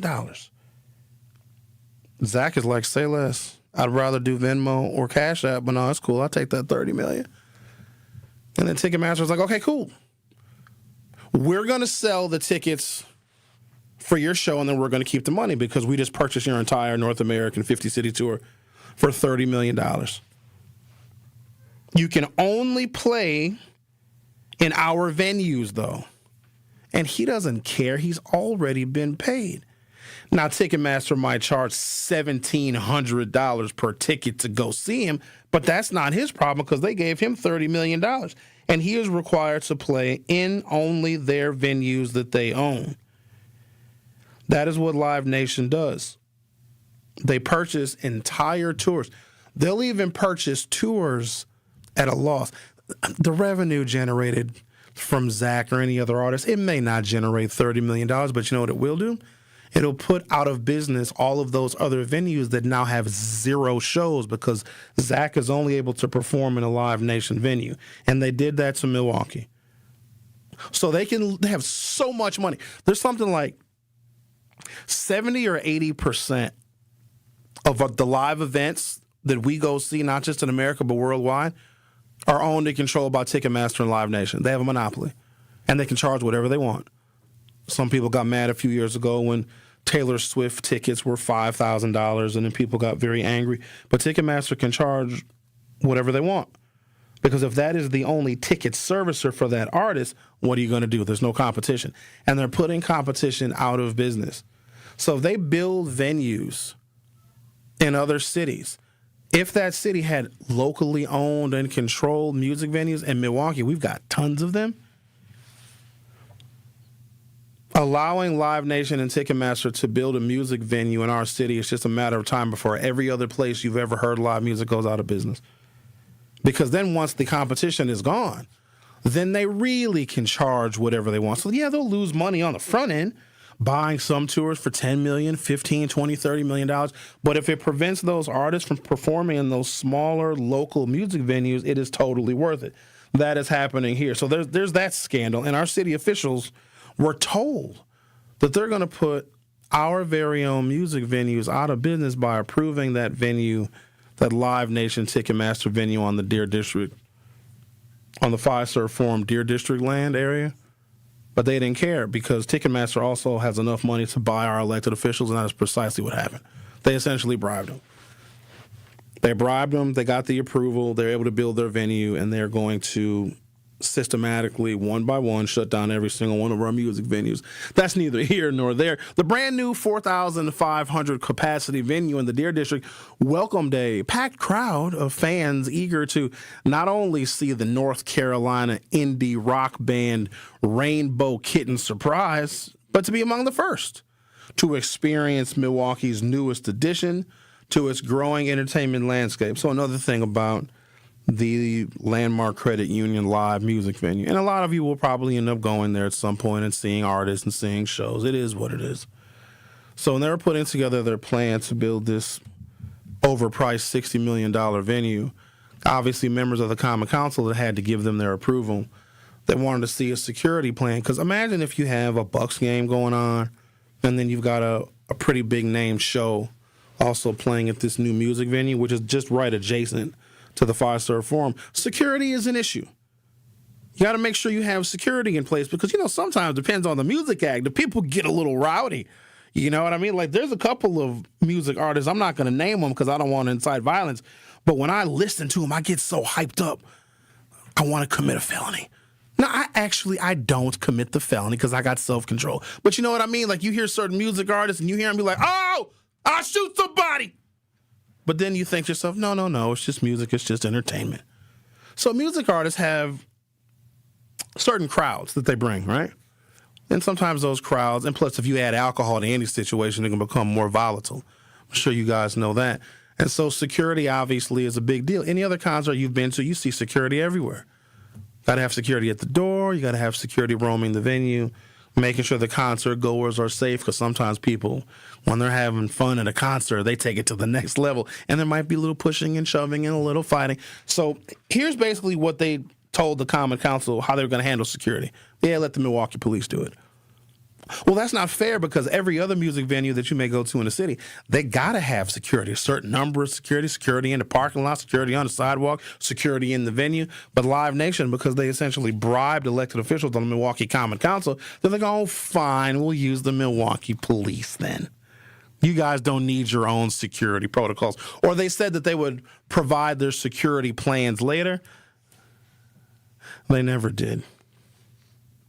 One person died in a shooting near Milwaukee's Deer District on February 28th outside the brand new music venue that opened the night before in a high traffic area downtown. There's already been a murder. Now, this one is a little bit different, so it's kind of nuanced. There is video on social media if you care to watch it. It started with, I don't even know if it was affiliated with the show itself, but it took place right outside of the new concert venue, the Landmark Credit Union Live, where it had just opened the night before, you see. So it's basically 1 day old, and I'm watching the video of a dispute over either a parking spot or a car accident. I think it may have started over a parking spot dispute, and let me just go ahead and say, parking lot, parking spot disputes, especially in a very crowded area where there's not a lot of parking, that can get somebody very angry. That in and of itself. And plus, here in Milwaukee, we are very prone to road rage. And so you hear this lady, because there's somebody who's recording it, because you guys know there's cameras everywhere. She's very angry at someone who she believes hit her vehicle. Now, you don't see the other person she's yelling at, but she's really, really angry that someone parked where they did and potentially, allegedly hit her vehicle. She's really super mad. This lady is 47-year-old African-American lady, very mad. And you can clearly see in her right hand precisely how angry she is, not because she has a fist, but because she has a semi-automatic weapon, which looks like it has an extended magazine. So this woman is brandishing a firearm in her right hand, and it looks like she's really, really upset because you can hear her going on and on and on about somebody either taking her parking spot or hitting her vehicle. Both of which are annoying and problematic, but, typically you wouldn't pull a gun out for something like that, but what do I know? Well, this woman is walking around the vehicle, and you can tell she's getting more angry, she's getting more agitated, and she's wondering, why did you hit my vehicle? Why did you park here? She's going on and on and on and getting herself all worked up into a frenzy. And remember, she's got a gun in her hand. Well, the person she was arguing with shot her in the face and killed her. There's a whole bunch of different ways in which we can look at this.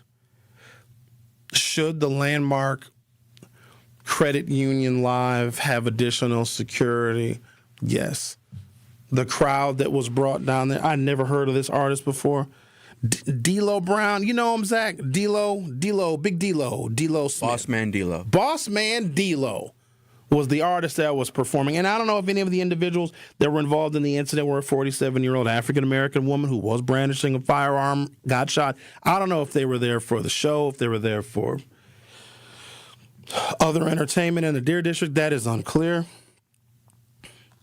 But I know that there has been a shooting which led to her death. Now, some would say she caused her own death.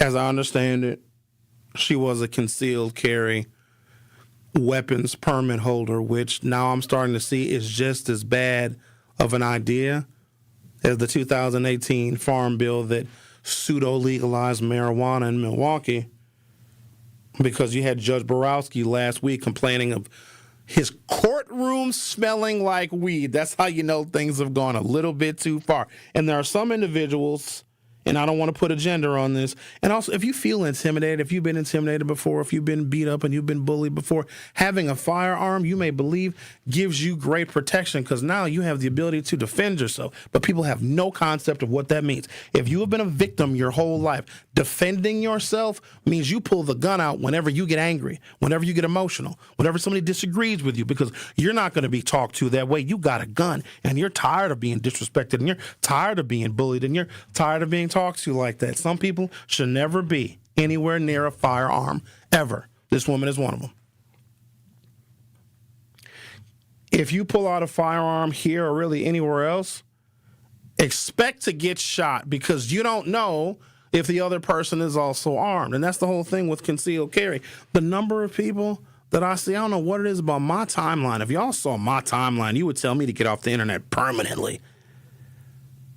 The number of women that are so proud that they have a concealed carry permit, they'll post a picture of the little car they get and post a picture of the firearm that they carry. At that moment, you just negated the fact that you're a concealed carry permit holder because now everybody knows that you're armed and they know exactly what kind of gun that you have. And there's this other crime that takes place that doesn't get talked about a lot. Sometimes these people that are not used to carrying firearms, but they're really, really tough because now they can murder somebody if they feel bullied or intimidated, or if somebody gets into a fender bender with them, they can shoot somebody. Those are the people that get their guns taken. You know how embarrassing that is for someone to snatch your gun from you because you're irresponsible with how you hold and how you carry it? How embarrassing. Imagine you pulling out a gun thinking you're going to win the argument, you're going to win the fight, and somebody disarms you and then robs you or shoots you with your own gun. How embarrassing is that? Hi, 911. Yes, what is your emergency? I got shot in the ass with my own gun. Can you please? I've lost a half a butt cheek already. Please, the bleeding is profuse. Please help me. Please. Please. It's not funny. One person died in a shooting near Milwaukee's Deer District February 28th outside a music venue that opened this weekend in the high-traffic downtown area. The shooting happened around 11:34 p.m. The 47-year-old victim, who has not yet been identified, sustained multiple gunshot injuries and died at the scene. The Milwaukee Police Department says it's working to investigate and identify the suspect.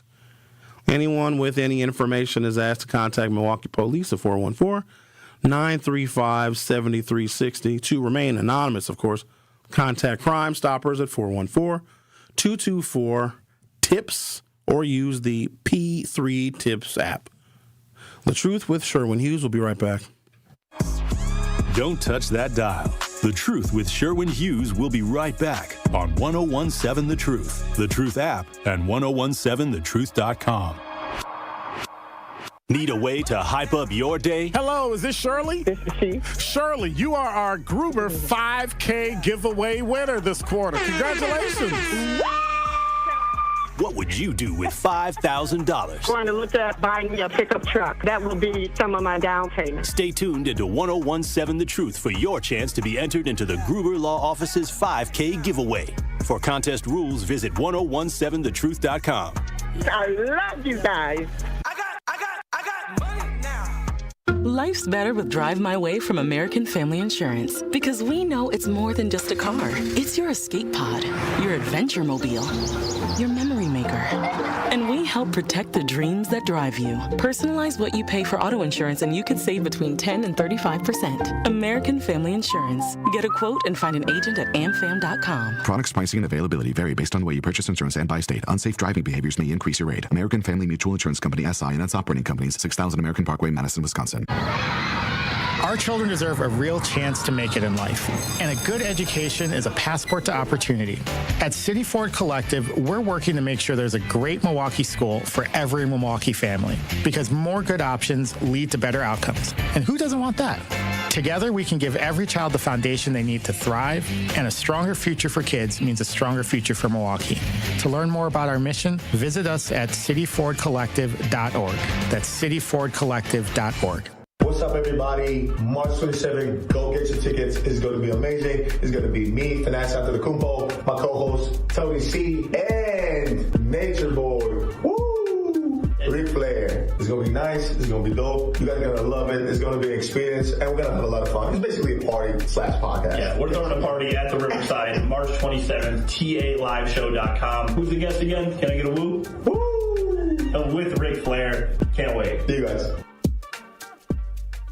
Metastatic breast cancer, or stage 4 breast cancer, happens when cancer spreads beyond the breast to other parts of the body. About 168,000 women are living with it today, with Black women at a higher risk due to various factors. Research has led to treatments that help manage the disease and improve quality of life. The Everyday Counts study explores how nutrition and exercise coaching can support women with metastatic breast cancer. To learn more about the Everyday Counts study in Milwaukee, call 414-955-8819 or email edc@mcw.edu. If you or someone you know has stage 4 breast cancer, please encourage them to call and enroll in this valuable study. Again, call 414-955-8819 or email edc@mcw.edu. This is The Truth with Sherwin Hughes on 1017 The Truth, The Truth app, and 1017thetruth.com.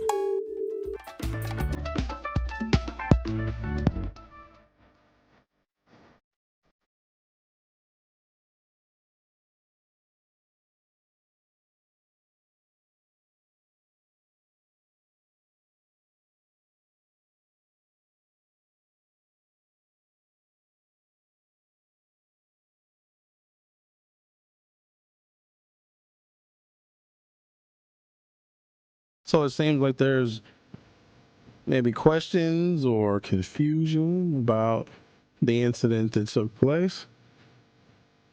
LT brings up a point that has been argued by many venue owners that don't want to take responsibility for the fact that if you are offering something, offering entertainment, and you're making money, you're charging tickets and you're bringing people to a space or bringing people to a place and you're making money, some of the money that you make has got to be invested in security protocols, because whenever you gather a lot of people and you're profiting off of that, you've got to be aware of these things called incidentals.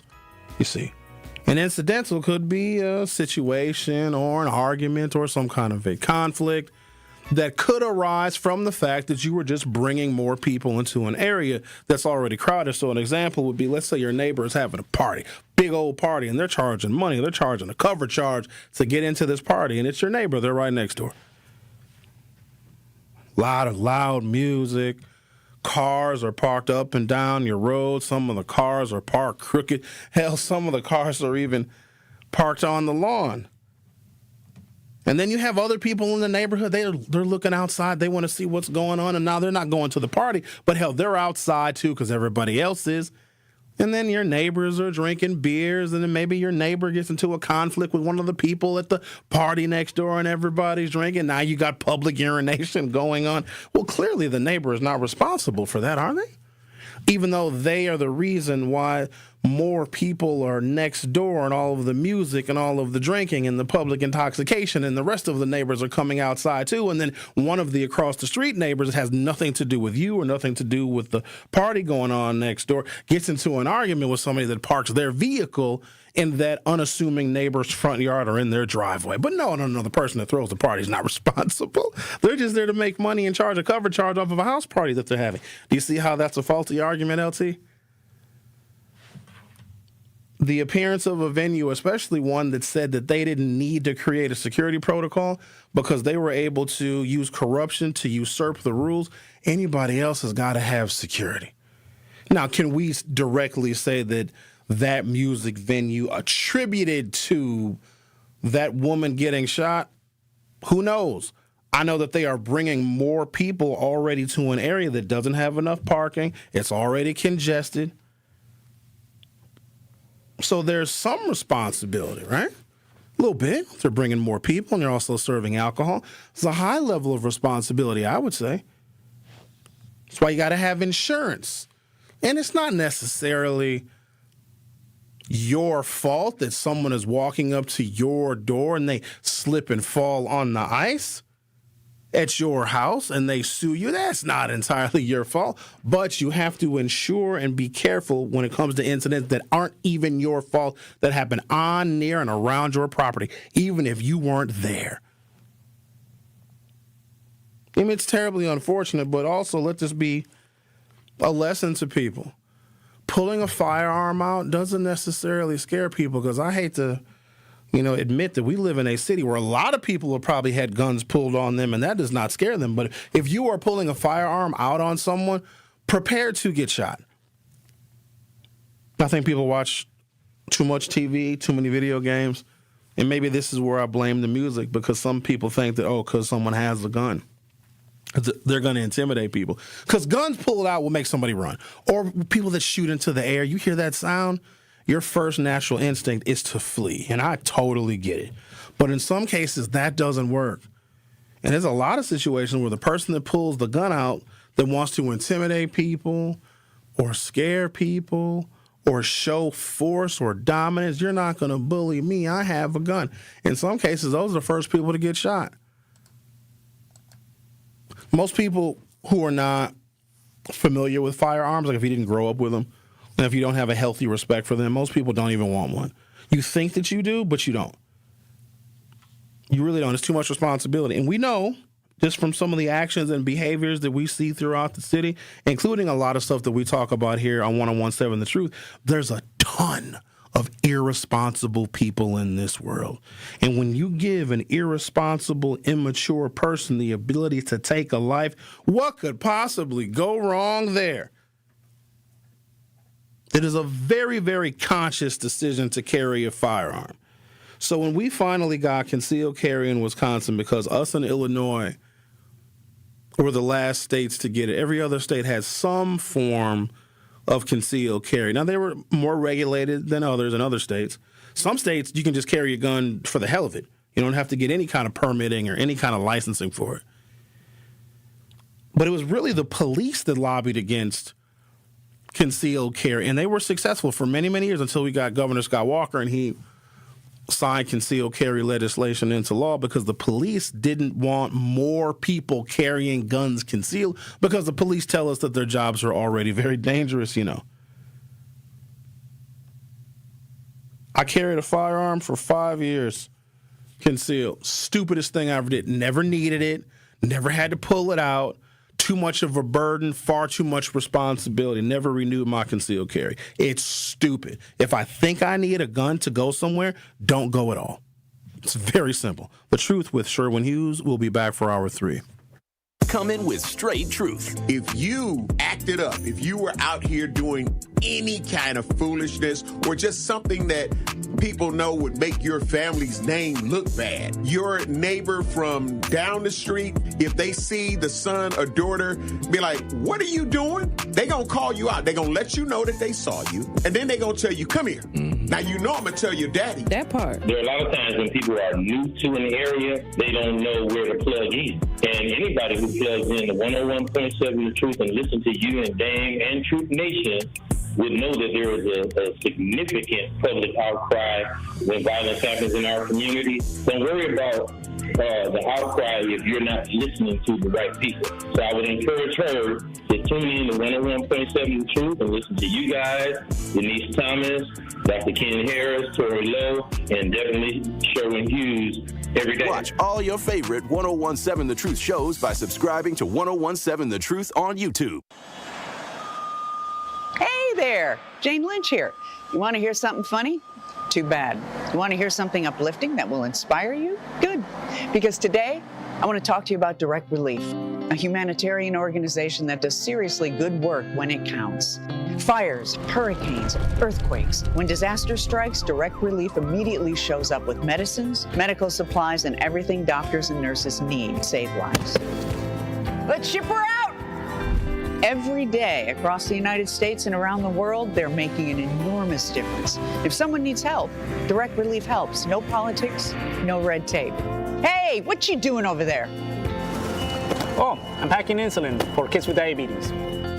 See, every box here is literally a lifeline for someone in critical need. So check them out at directrelief.org and donate if you can. You might just bring a smile to someone's face. People don't realize that glaucoma is one of the leading causes of blindness. Because there are often no early symptoms, nearly half of those with glaucoma may not even know they have it until vision loss has occurred. I was diagnosed with normal tension glaucoma in July of 2020.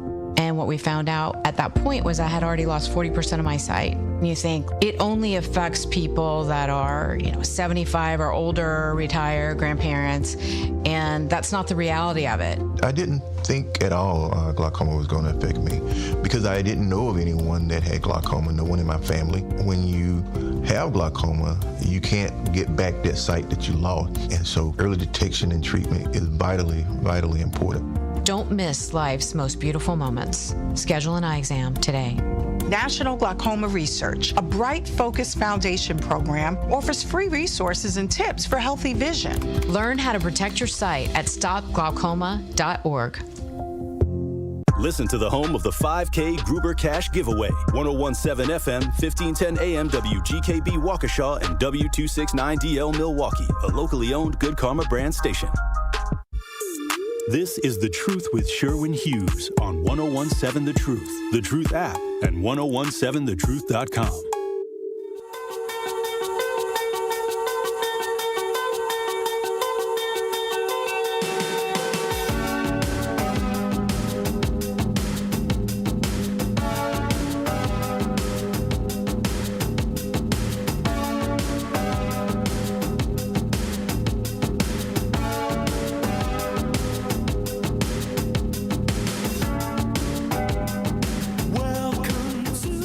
And welcome to Hour 3 of The Truth with Sherwin Hughes. Talking about an unfortunate incident, yet a cautionary tale of a woman who was very upset that someone hit her vehicle, and she wanted to show everyone in the vicinity how upset she was. This is a 47-year-old woman that you would think at the age of 47, you would know better. She's brandishing a firearm, waving it around. She ends up getting shot in the head. There was a bystander that was nearby that was a nurse that was performing CPR on her. And unfortunately, that woman succumbed to her injuries, but she pulled out a gun and was waving it around and was getting very, very angry. The number of people that woman put in danger, and also the person that shot her. A very crowded area downtown on a Saturday night. There's a lot of risk involved if you're pulling out firearms. And a lot of other people could have been hurt. But let this be a lesson to folks that your firearm may not intimidate people the way that you think it will. In fact, your firearm may be the reason for your very own demise. No Doubt says drunks are more prone violence than weed smokers. Not with this weed they have out here now. The THC content in some of this hybrid marijuana is so strong, people will hallucinate on this stuff. I think that folks are discounting and discrediting how strong some of this marijuana is. Now, we've all seen a bunch of drunks get into a fight. And yes, I bet you there's a large percentage, a double-digit percentage of shootings where alcohol is involved, but there's probably other drugs involved too. And it's interesting that you bring that up, no doubt, because the Supreme Court is going to decide a decision that I know some of you are going to call racist, because here's what I've come to find out about y'all recently. For some reason, even though the people of different races smoke marijuana, use marijuana, get high off of THC products, it's roughly the same percentage in different cultures and races and ethnicities. It's roughly the same. But for some reason, it's associated with African Americans. Black people associate smoking weed with other black people. I'm not sure where we got that from, but if a restaurant or a store or some business that has the right to refuse service to anybody they want, if they put a sign in the door saying, if you smell like marijuana, you can't come in here, we as black people get offended by that.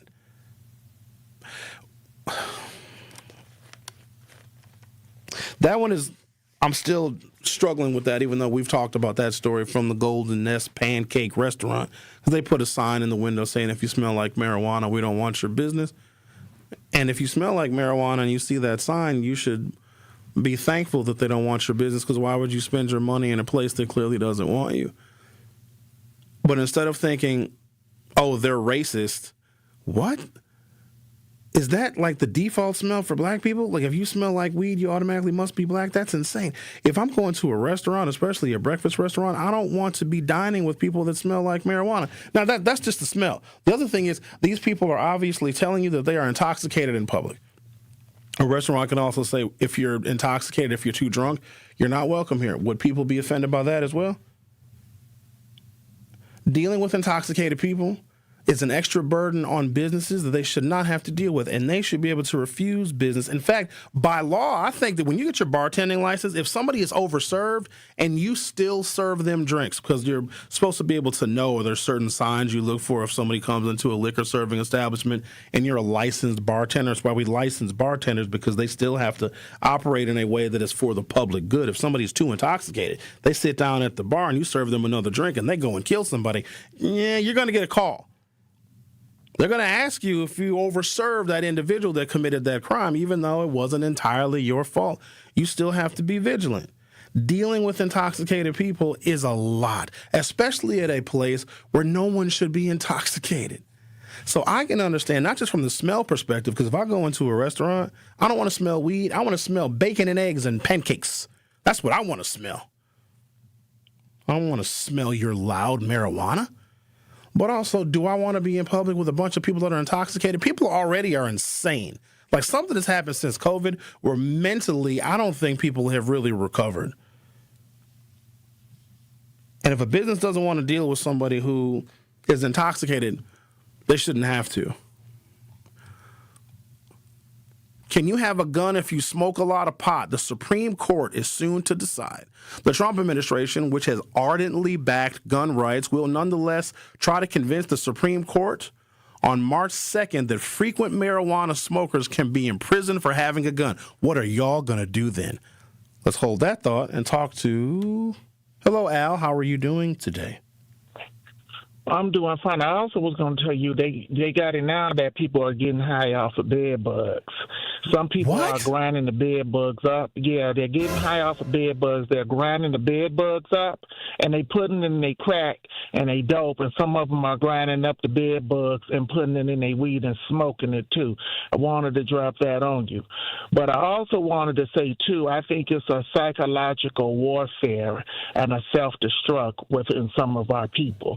Even though we're smart, bright, and intelligent, I did know when they passed that CCC, next thing I know is everybody got this energy now. Now everybody biting their lip, or they come to the gas station, they got their gun, 2 pit bulls hanging out the window. I'm like, damn. You know, or you walking in the store, somebody standing there with a rifle and everybody biting their lip, looking like they going to shoot somebody. But they always change up when they get around white people. So to me, I think it's just a self-destruct on some of our black people. Because who you going? You only carry them guns because you really have the intention of shooting somebody who look like you. Because they always change their tune when they see that cop or they see that white person. But if it's somebody of their own, they can have 2 guns and a rifle, be standing in front of the door, and you may say, "Excuse me." They still gonna look at you stupid. Or you got them real overweight ones where the gun is so big, their Dunlap is higher than the gun, and by the time like when they real big, and then like they try to use the bathroom, they trying to grab them, they can't find it. But with the gun is so big and so far around, they couldn't grab it anyway. So to me, I just think it's a self-destruct. Because now people don't know how to talk no more. Everybody want to pull these guns, carry 4, 5 guns, 3, 4 pit bulls. And I'm just like, well, why do you need all that to be around your own people? And then if you shoot somebody, y'all don't even got that kind of money.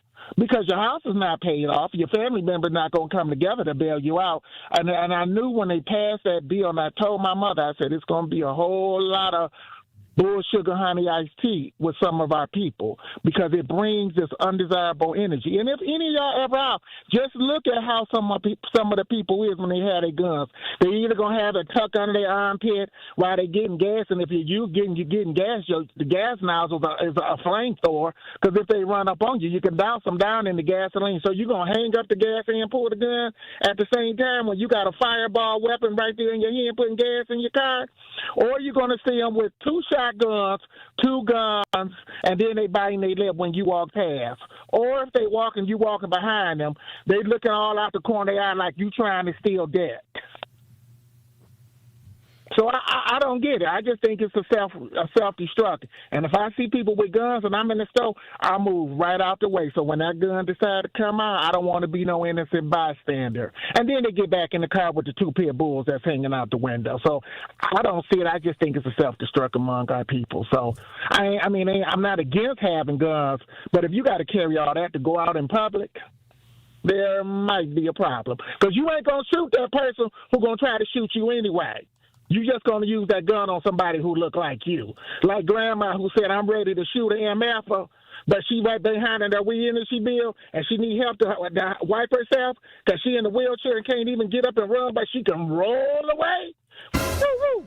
But you got a gun and you ready to kill somebody. But anyway, I just wanted to share that. Now, y'all have yourself have yourself a good day, and put that positive energy out in the world. Bye-bye. Bye.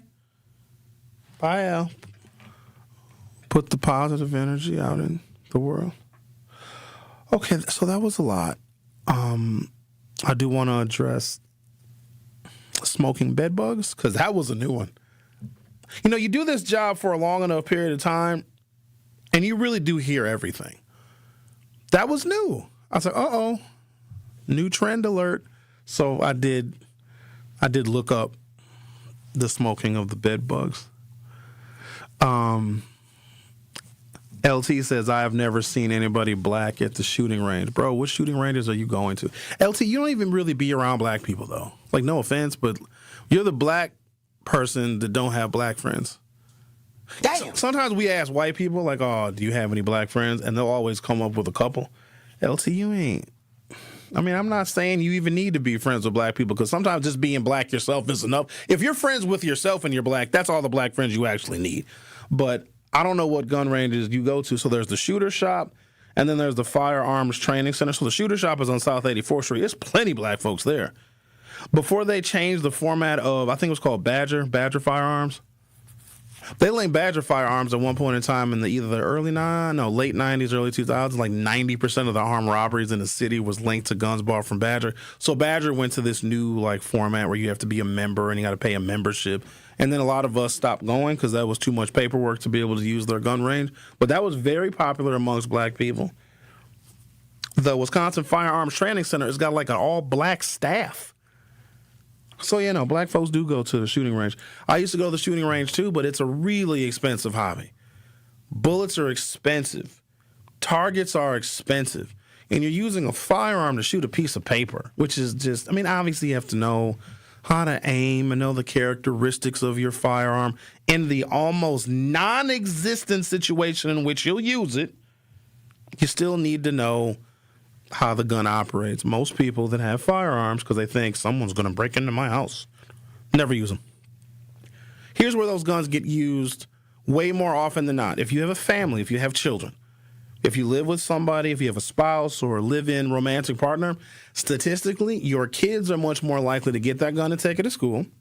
Your kids are much more likely to commit suicide. You are much more likely to commit suicide or turn that firearm that you have in your house on your romantic partner or your spouse. Statistically, that is going to happen infinitely more often than someone breaking into your house and you being a cowboy hero.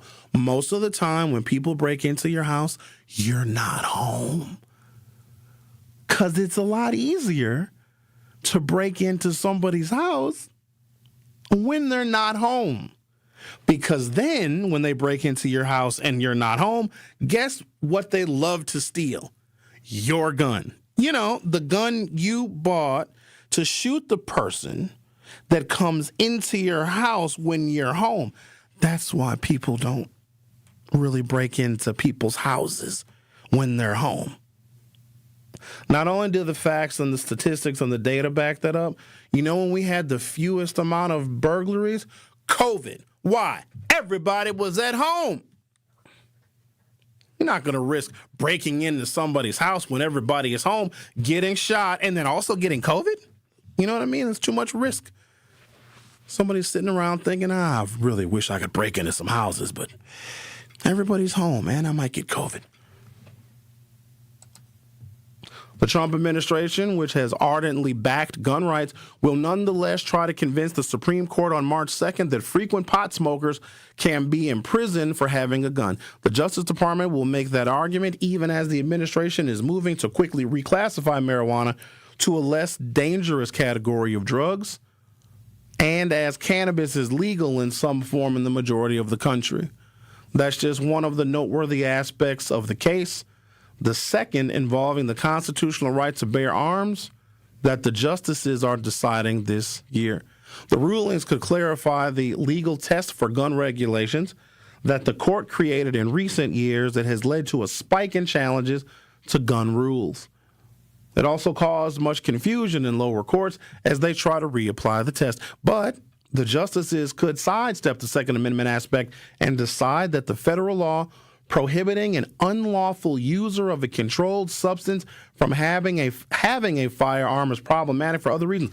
I agree. Constant marijuana smokers, I believe they have a drug problem. You should not have a gun because you're intoxicated.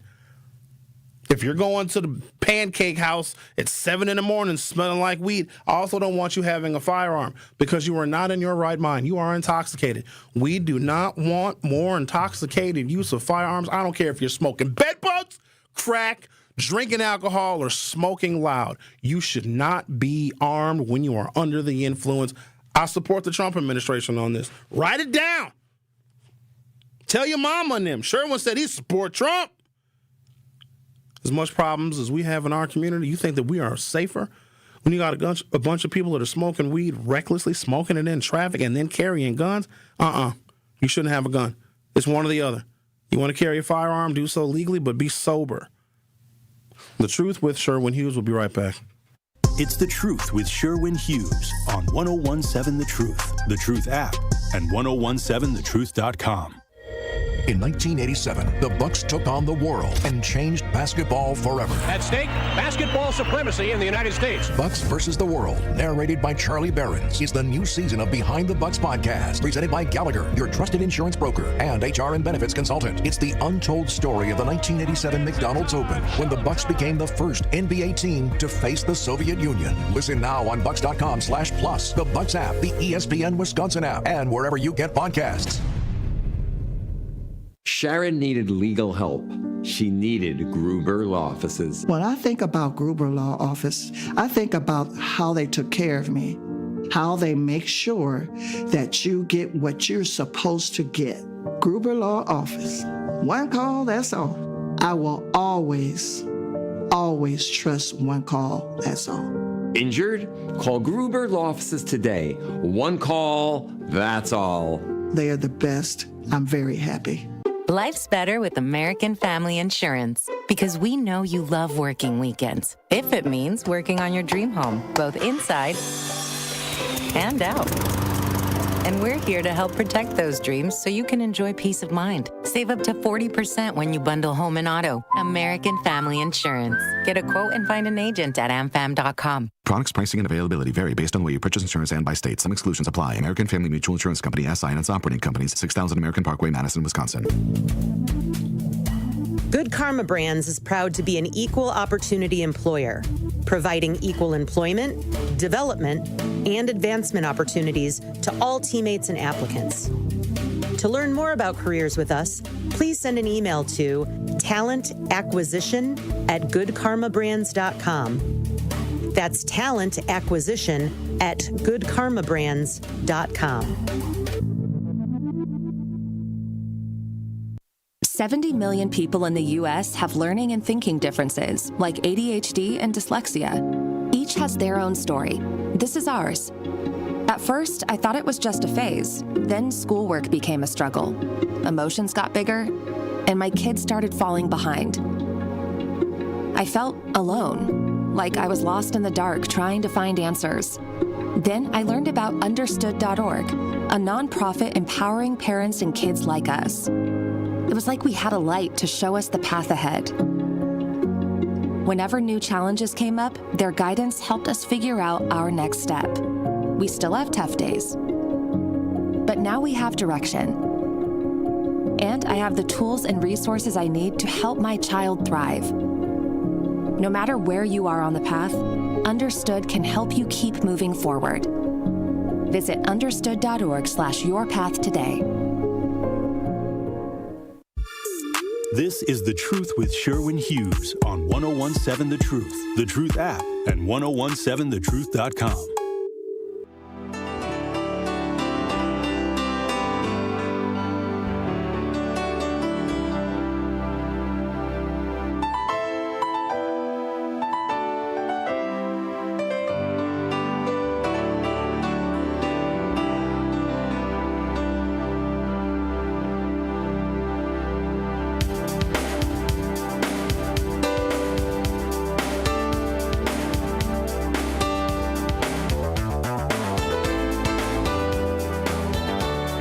This appears via SoberNation.com, and it's dated April 10th, 2014. And the headline of the article reads, "Kids are now smoking bed bugs to get high." In their latest effort to find a cheap high that doesn't require the purchase of any actual drugs, teens have discovered a way to smoke bed bugs. Yes, bed bugs. The things that normal people hate even thinking about, the little critters that plague hotels and give guests nasty rashes. Yes, those very same bed bugs. Apparently, the insects contain a hallucinogenic substance within them, except it's impossible to isolate the substance, so the bugs have to be caught, killed, and crushed into a powder, which is either then smoked or perhaps even worse and more disgusting, injected.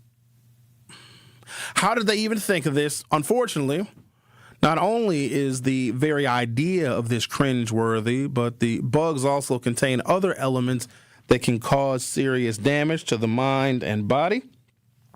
So smoking them can be extremely dangerous, like you didn't already know that. Then it says, check out ABC 15 Arizona's news to find out more about the terrifying trend. So I scrolled down to see an Arizona local TV affiliate's reporting on smoking bed bugs. And it says, in case most people didn't realize this by now, the story was a hoax. We reported it when we heard about it, and I assure you we were just as shocked as you. Last night we found out it was a hoax through this article. So it was a April Fool's joke, and people took it seriously. And because of an April Fool's joke, people actually went and smoked. Oh my. And you want some people to walk around in this society with guns? Somebody sees an April Fool's joke, thought it was real, and then actually went and smoked. They're really small, though. Like, how do you...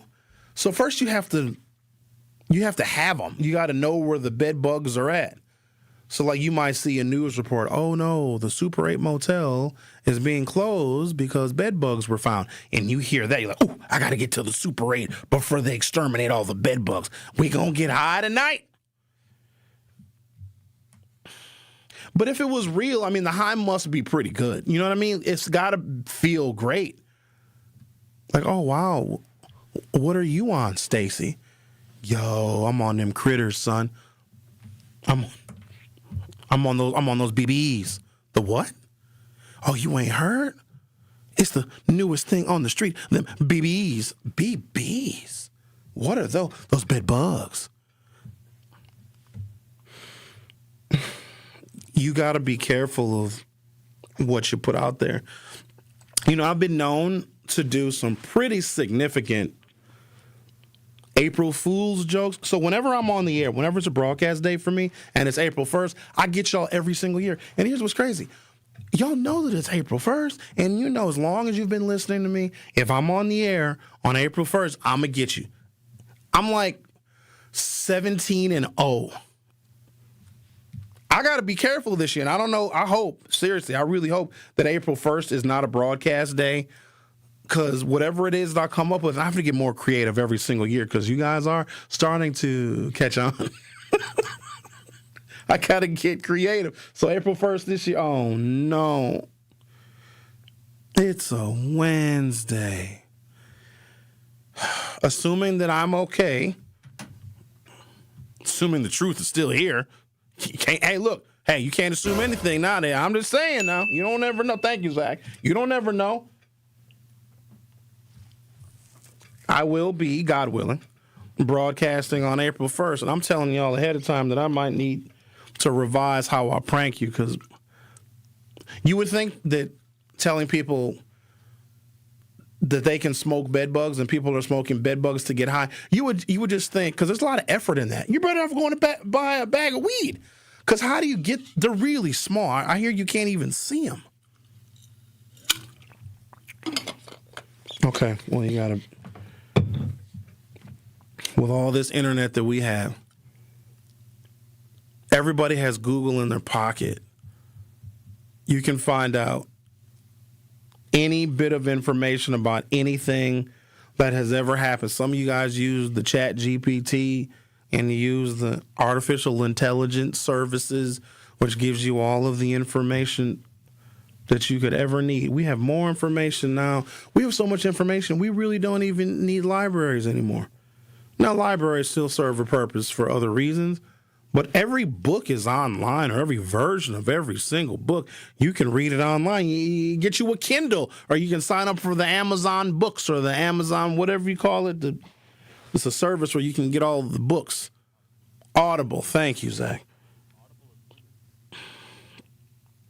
And Zach just said you don't even need Audible anymore because now all the books are on the Spotify. Don't even need to go to the library. That's why libraries are closing. Oh, also, so for some reason, I've just been like interested and fascinated by the community outcry with grocery stores closing. Like I've talked about that 1,000,001 times because every time it makes a headline, every time another grocery store closes, people are getting so angry. Y'all don't even shop at grocery stores like that. You really don't. Stop it. You don't buy the fruits and the vegetables. Now, here's the thing. If we bought the fruits and the vegetables, the grocery stores could actually stay open. Fruits and vegetables have gotten more expensive because a lot of them are not grown in the United States. They're grown overseas. And there's tariffs. Or they're grown even in Mexico or other parts of the world, South America. A lot of our grapes, believe it or not, come from South America, and there's basically a tariff on the world. So everything is very expensive. Grocery stores only have a profit margin of about 0.8%. So they got to sell a lot of stuff all of the time to even stay afloat. But you know why they're actually closing? 20 years ago, how many food trucks did you see? No, I'm serious. For those of you that are old enough, and I'd imagine most of you are, 20 years ago, did you have trucks? Food? There's a food truck park. It's Mexican food trucks. It used to be one directly across the street from WNOV. 20 years ago, did you guys know what Instacart was? Do you know that is a premium on grocery stores because they have to pay additional money to offer that service? And the profit margins are very, very thin. Have you guys ever heard of these two services? Maybe you've never heard of them before, but I think that these are, in fact, I know that these are major reasons why the grocery stores are closing. Maybe you've never heard of these. These are very fancy services. They're for bougie people that have many, many dollars, that have lots of money. Very rich people use these services. Some of you are rich, though.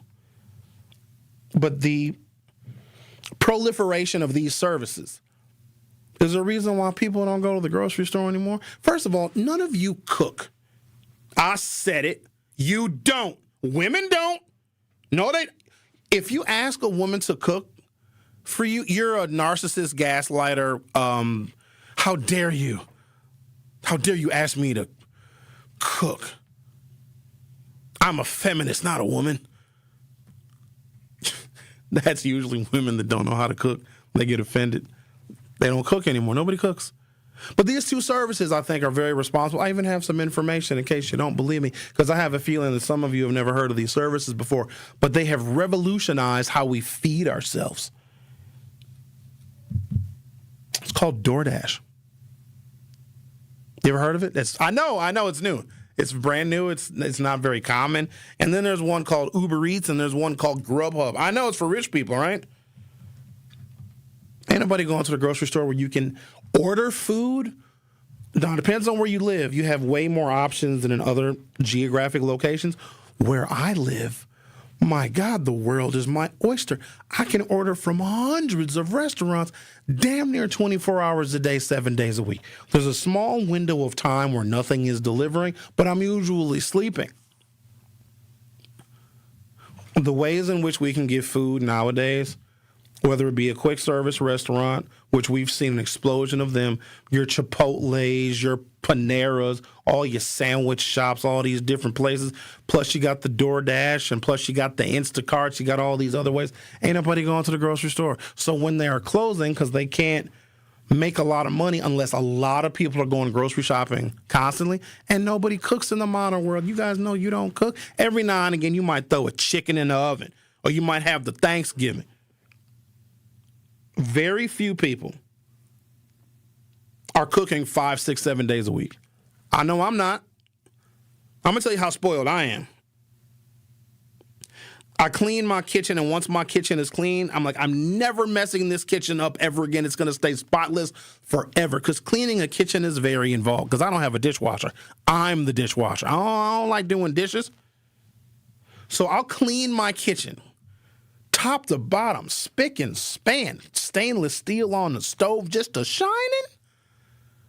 Countertops sterilized, just everything is clean. And I walk around my clean kitchen because that's an accomplishment for me. I mean, when it's spotless, it smells like clean. I'm like, I'm not messing this kitchen up. I'll order food off of DoorDash to not have to dirty up a dish. Ain't that crazy? I keep my kitchen clean. That's right. Give me a veggie burger from Culver's. Side note on that. Culver's makes a better veggie burger than they do butter burger. Sue me if you want to. Take me to court. I stand on that. I die on that hill. And while you're all getting mad at my last statement, I'm going to take a break. The Truth with Sherwin Hughes. Will be right back. More of The Truth with Sherwin Hughes is next on 1017 The Truth, The Truth app, and 1017thetruth.com. Breaking down the issues that shape our city and our future. The worst kind of whites, not that I'm picking on white folks, but you know how it goes, is the ones that think that they will lose something if this country becomes more fair and equal. I'm going to say that again.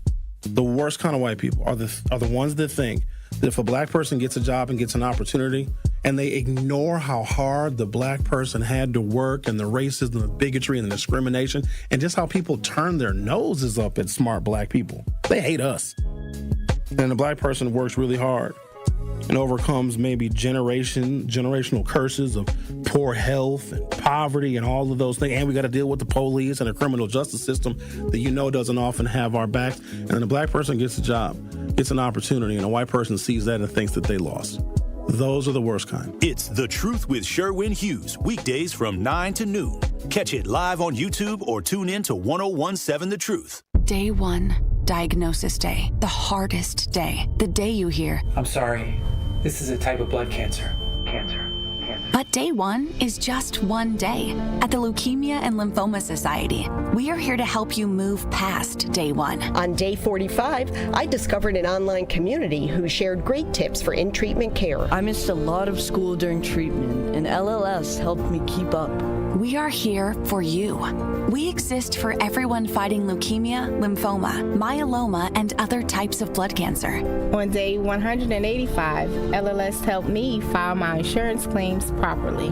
Day 5,840 and counting, and I'm still in remission. To learn more and get help on day 1, day 2, day 983, or any day, please visit LLS.org or call 1-800-955-4572. That's LLS.org, 1-800-955-4572. Dad's gonna be far side, good. What should I do with my dress? Do little wiggles. The slate's coming in. What does it feel like when you're down or having a bad day? It feels sad, like you just don't want to do anything. All my little emotions in my head is just running crazy. I don't know what to do.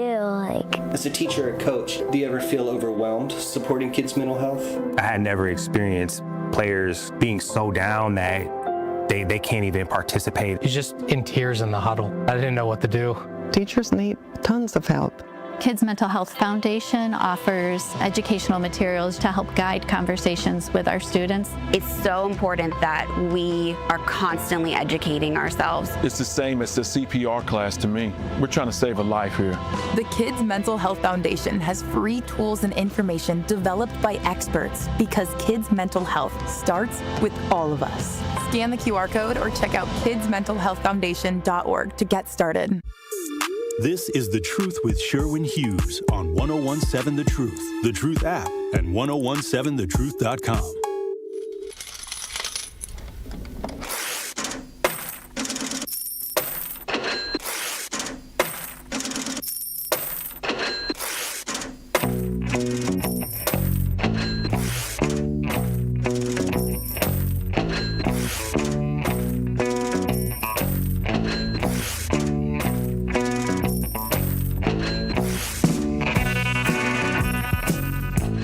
%7% of U.S. households purchase food online at least monthly, up from under 25% pre-COVID. Monthly food sales reached online. So this is the DoorDashes and the Uber Eats and the Grubby Hubbies, okay? Reached $9.7 billion in March of 2025 compared to just $2 billion pre-COVID, a 385% increase, meaning y'all are not going to the grocery store. Stop playing. And they're going to close. That makes sense to me. Foot traffic is down. Impulse purchases are also down, which is hurting grocery stores because they make their money. You know how they had the stuff that, you go to the checkout. You about to check out. You go to the cashier person. They got all the stuff. They got the Kit Kat candy bars. They got the magazines. They got the chewing gum. They got the Reese's Pieces, Reese's. All the candy and stuff. That's where grocery stores make their money, and their profit is in the impulse buys, especially if y'all got kids. Mama, can I have a Reese's Pieces, Reese's? Can I have a Snickers bar and a Milky Way and a Three Musketeers? Can I, Mama? And then you buy your kids a little candy, or sometimes maybe you want some Tic Tacs, or maybe you want some chewing gum. Do people chew gum still? It's not very common. I don't really see many people chewing the gum like I used to see people chewing gum. But you'll have chewing gum at the, in the little, right when you're about to check out. The little area right there by the conveyor belt. You got all the stuff over there. And because people are not going to the grocery store nearly as often, those impulse buys is where grocery stores can make their profit to offset the losses when it comes to the high price of fruits and vegetables and tariffs and all of those things. The economic impact of DoorDash, Uber Eats, and delivery apps, restaurant and convenience food substitution.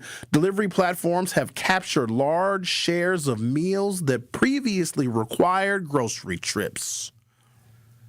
Dinner purchases, prepared meals, snacks, and beverages. Delivery now represents 43% of food transactions, up from 26% in 2019. So this is not, and everybody's saying, oh, they're closing the grocery stores because the black people are stealing. No, we're not. We're not even going. This phenomenon has directly cannibalized grocery store prepared food sales, particularly. Nah, I don't know if I believe this. If there is a reason to go to a grocery store, I don't know what it is about a rotisserie chicken that just brings me comfort. It's a whole chicken, and it's cooked.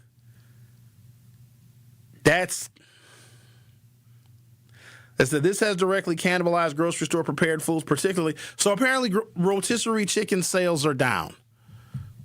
That has hurt grocery stores. Deli meats, hot bars, and ready-to-eat products. Well, I guess that makes sense. Because if you can order a seemingly unlimited menu between DoorDash, Uber Eats, and Grubhub, then I guess you don't need to go get a rotisserie chicken anymore. For some reason, this was never explained. And so you have members of the council that suggested legislation on like, oh no, we're going to bring more grocery stores back. And now when I really, really think about it, shopping malls are closing too because we purchase things differently than we used to. Used to go in store. It was a much more hands-on, tactile experience. You go to the store, you'd actually try clothes on. You know what really revolutionized this? When we started renting movies in the mail with Netflix. Do you remember the original Netflix where they sent you a DVD in the mail? That's insane.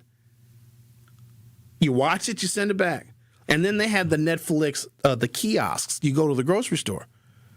I remember the days of actually going to the video store. You guys remember Blockbuster?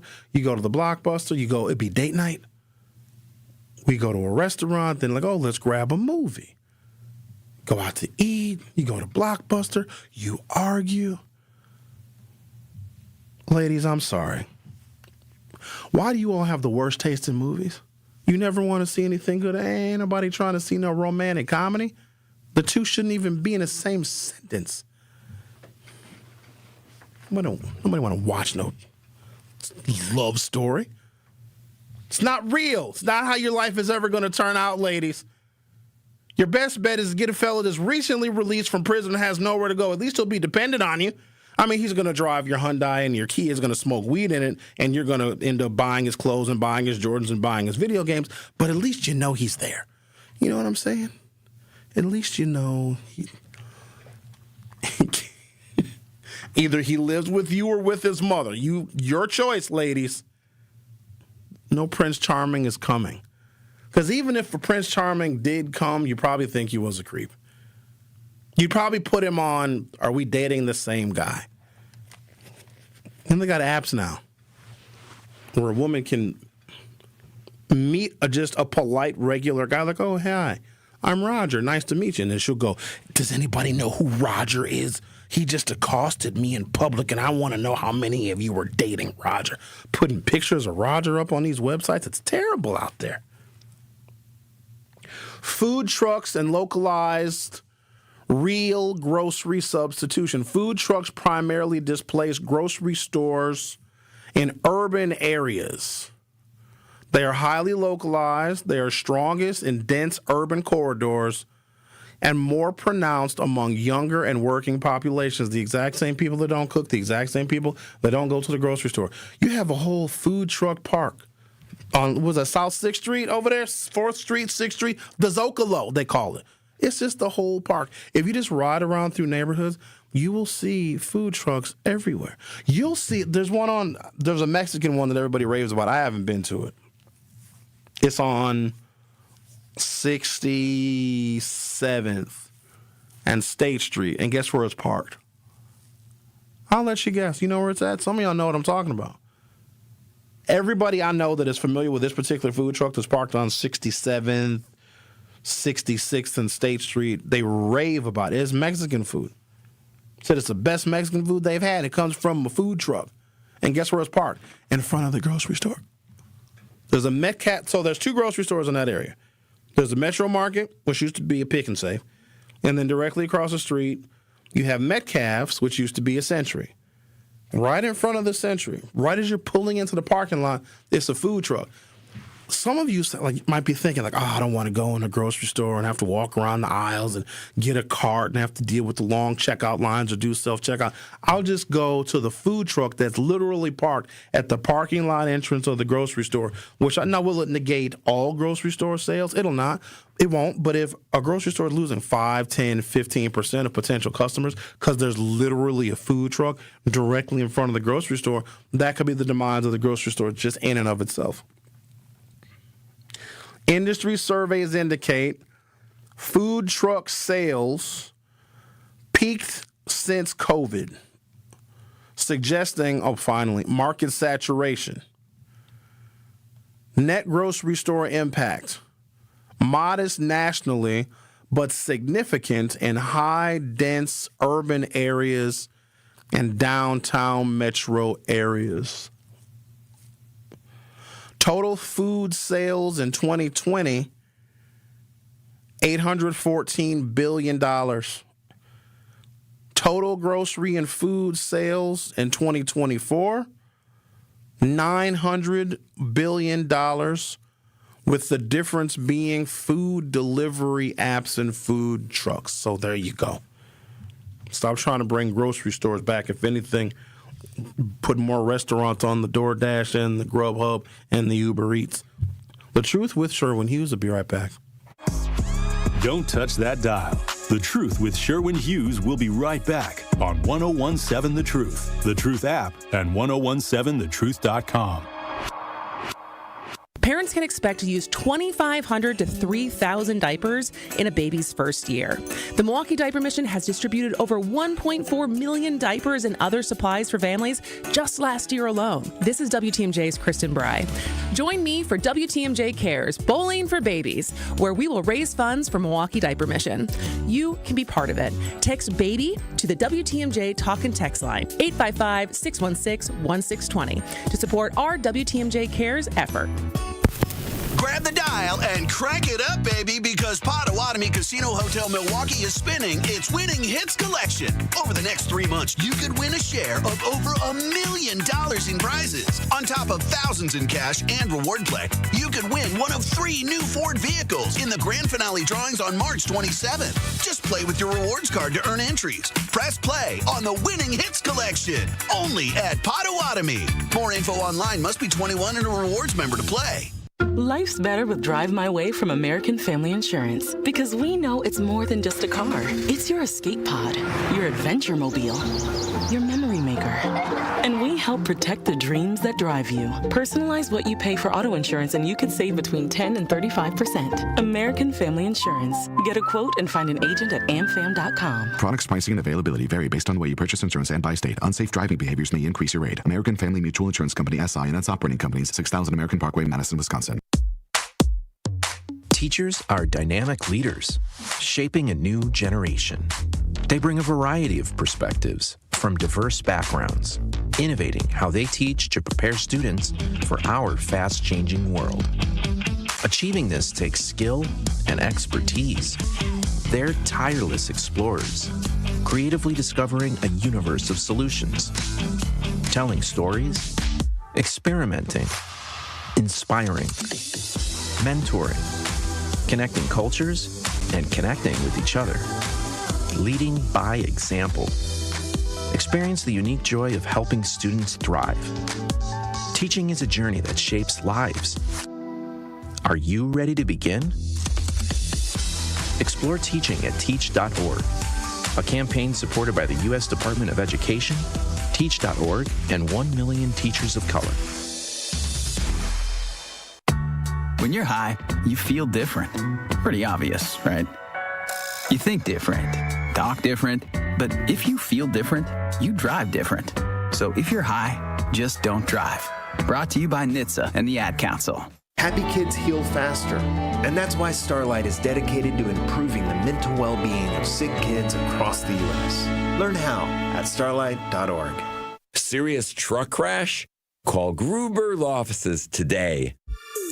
This is The Truth with Sherwin Hughes on 1017 The Truth, The Truth app, and 1017thetruth.com. I got one for you. At the diner. When's the last time you heard this one? I am waiting at the counter for the man to pour the coffee, and he fills it only halfway. And before I even argue, he is looking out the window at somebody coming in. It is always nice to see you, says the man behind the counter to the woman who has come in. She is shaking her umbrella, and I look the other way as they are kissing their hellos, and I'm pretending not to see them. And instead I pour the milk. You guys remember that song? That was the original. You guys have probably heard, you said Fall Out Boy did a version of that?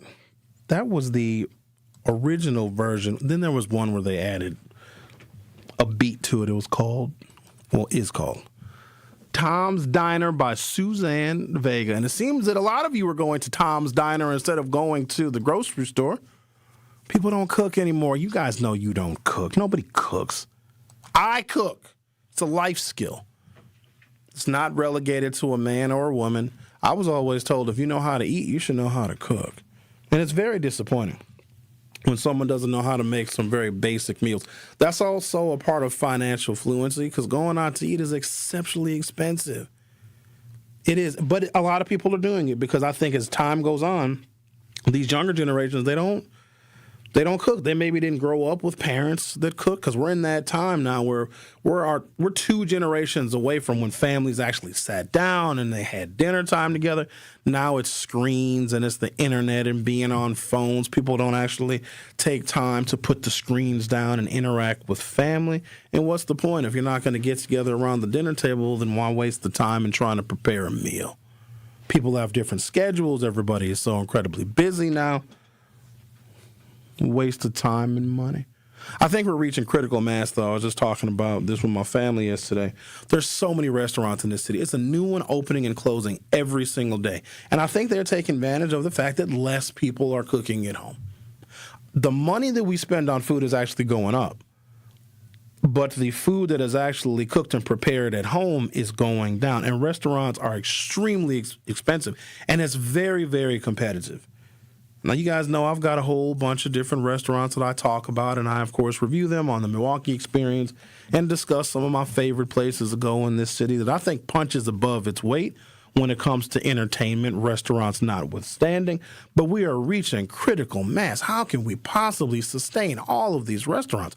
And I know that food prices also have gone up dramatically. There are certain restaurants, I'm not going to name them because they got to do what they got to do to stay afloat. But they've doubled their prices since COVID.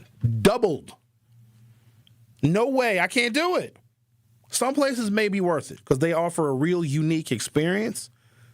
But the way food prices have gone up. So if it's something like a 30% margin, right, or a 3X. Is it 3X or 30%?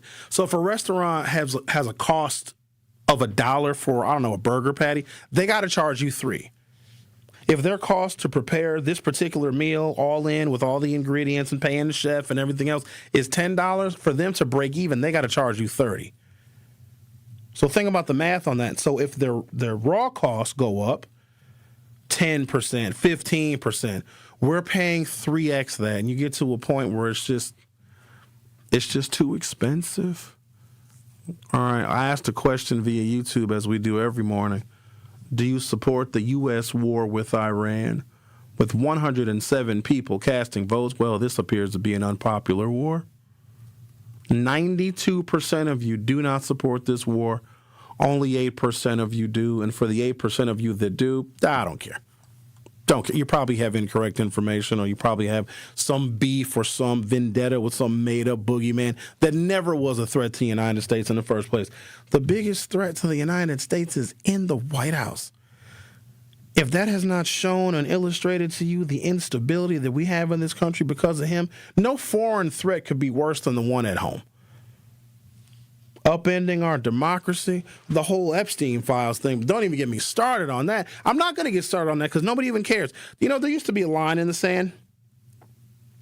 where we didn't want our elected officials involved in any kind of corruption. We didn't want them money laundering or taking bribes or taking excessive campaign donations. We didn't want them buying elections and influencing elections. So some of that, I guess, people just figured it was a part of the system. Oh, it's corrupt. It is what it is. That's America. That's capitalism. I think we resigned to some forms of corruption, but also just thinking that, well, both political parties are corrupt, right? Because they're both corporations. Both the DNC and the RNC are large corporations that are designed to collect money to give to their respective political parties and to support their different unique political agendas. I think we've just resigned to that fact that it is going to be like that. But pedophilia used to be the line. Like, all right, you can be corrupt and you can have women on the side and you can cheat on your wife. Remember when a politician would get caught cheating on his wife? He'd do that tearful press conference. Oh, I'm so sorry. I'm going to take this time to focus on my family. And the willing spouse would be right there. Remember when Bill Clinton got caught getting his knob slobbed on? The Gluck Gluck 3000, Monica Lewinsky. Remember that? Hillary Clinton was right there next to him. I don't even think Hillary cared. She was like, I'm not doing that to Bill no more. We ain't done that since Jimmy Carter was president. If he's going to go and get his Gluck Gluck 3000, it ain't going to be from me. But he got impeached for that.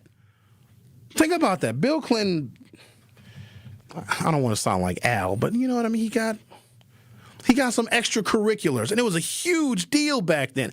Personally, I didn't care because I was young. I was 21, 22 years old when Bill Clinton got impeached for some Gluck Gluck 3000. I'm thinking to myself, isn't that the whole point of being president? Like, isn't that one of the benefits that comes along with it? Like, you're the top dude in the country. It's a victimless crime, right? But now you've got really powerful people, and the pedophilia is not even the worst of it.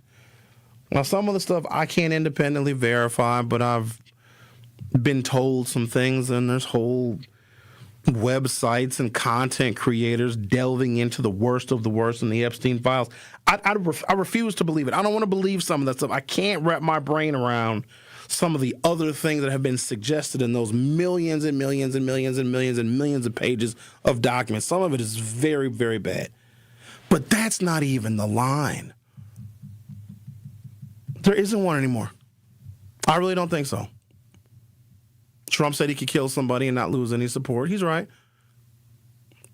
Unless more service members have died since I've been on the air today, the death toll is 4 and it's likely to grow. So that is him killing people because this was a conflict we never needed to be in the first place. This isn't even our agenda. It's somebody else's agenda. This is Benjamin Netanyahu and his never-ending 5,000-year-long beef with Muslims. That ain't got nothing to do with us. I remember when y'all just wanted egg prices to be lower. Now we're bombing Iran. Like, that nation is not going to be easy to defeat. There will be no defeating of them. America doesn't win wars anymore. We profit off of them. When I told you guys that Steven Feinberg, who is the deputy director of the Department of Defense, his hedge fund has investments in every single defense contractor that is making every single drone, every single fighter plane, and every single missile. And he stands to gain billions of dollars of personal wealth. And the only person that said something was Elizabeth Warren. They're like, hey, we probably shouldn't confirm this guy because if we get into a war, which he likely would encourage being the deputy secretary of the Department of Defense, Pete Hegseth, FYI, is nobody. He's nobody. He's not a military guy. He was in the Army Reserves, and he was a Fox News host. He's just the figurehead. He's the one that goes out there and gives the press conferences. The person that is actually running your Department of Defense is a hedge fund manager worth billions of dollars because he and his companies invested in the weapons of war that the United States uses and then sells to other nations. He's just sitting there getting rich, and a lot of you just found out who this man is today. He might be the single reason why the United States is involved in this military campaign, so that he can single-handedly enrich himself, which is par for the course for this administration. What have we learned today? That more people buy food on DoorDash than go to the grocery store and cook. Thanks for listening. I'll see you next time. He's the voice for the people and the community's connection to change. Regroup, rethink, and reshape, and get on the front lines. It's only to your benefit. I always tell people, you helping the overall ideal of a better community, it actually helps you out. It helps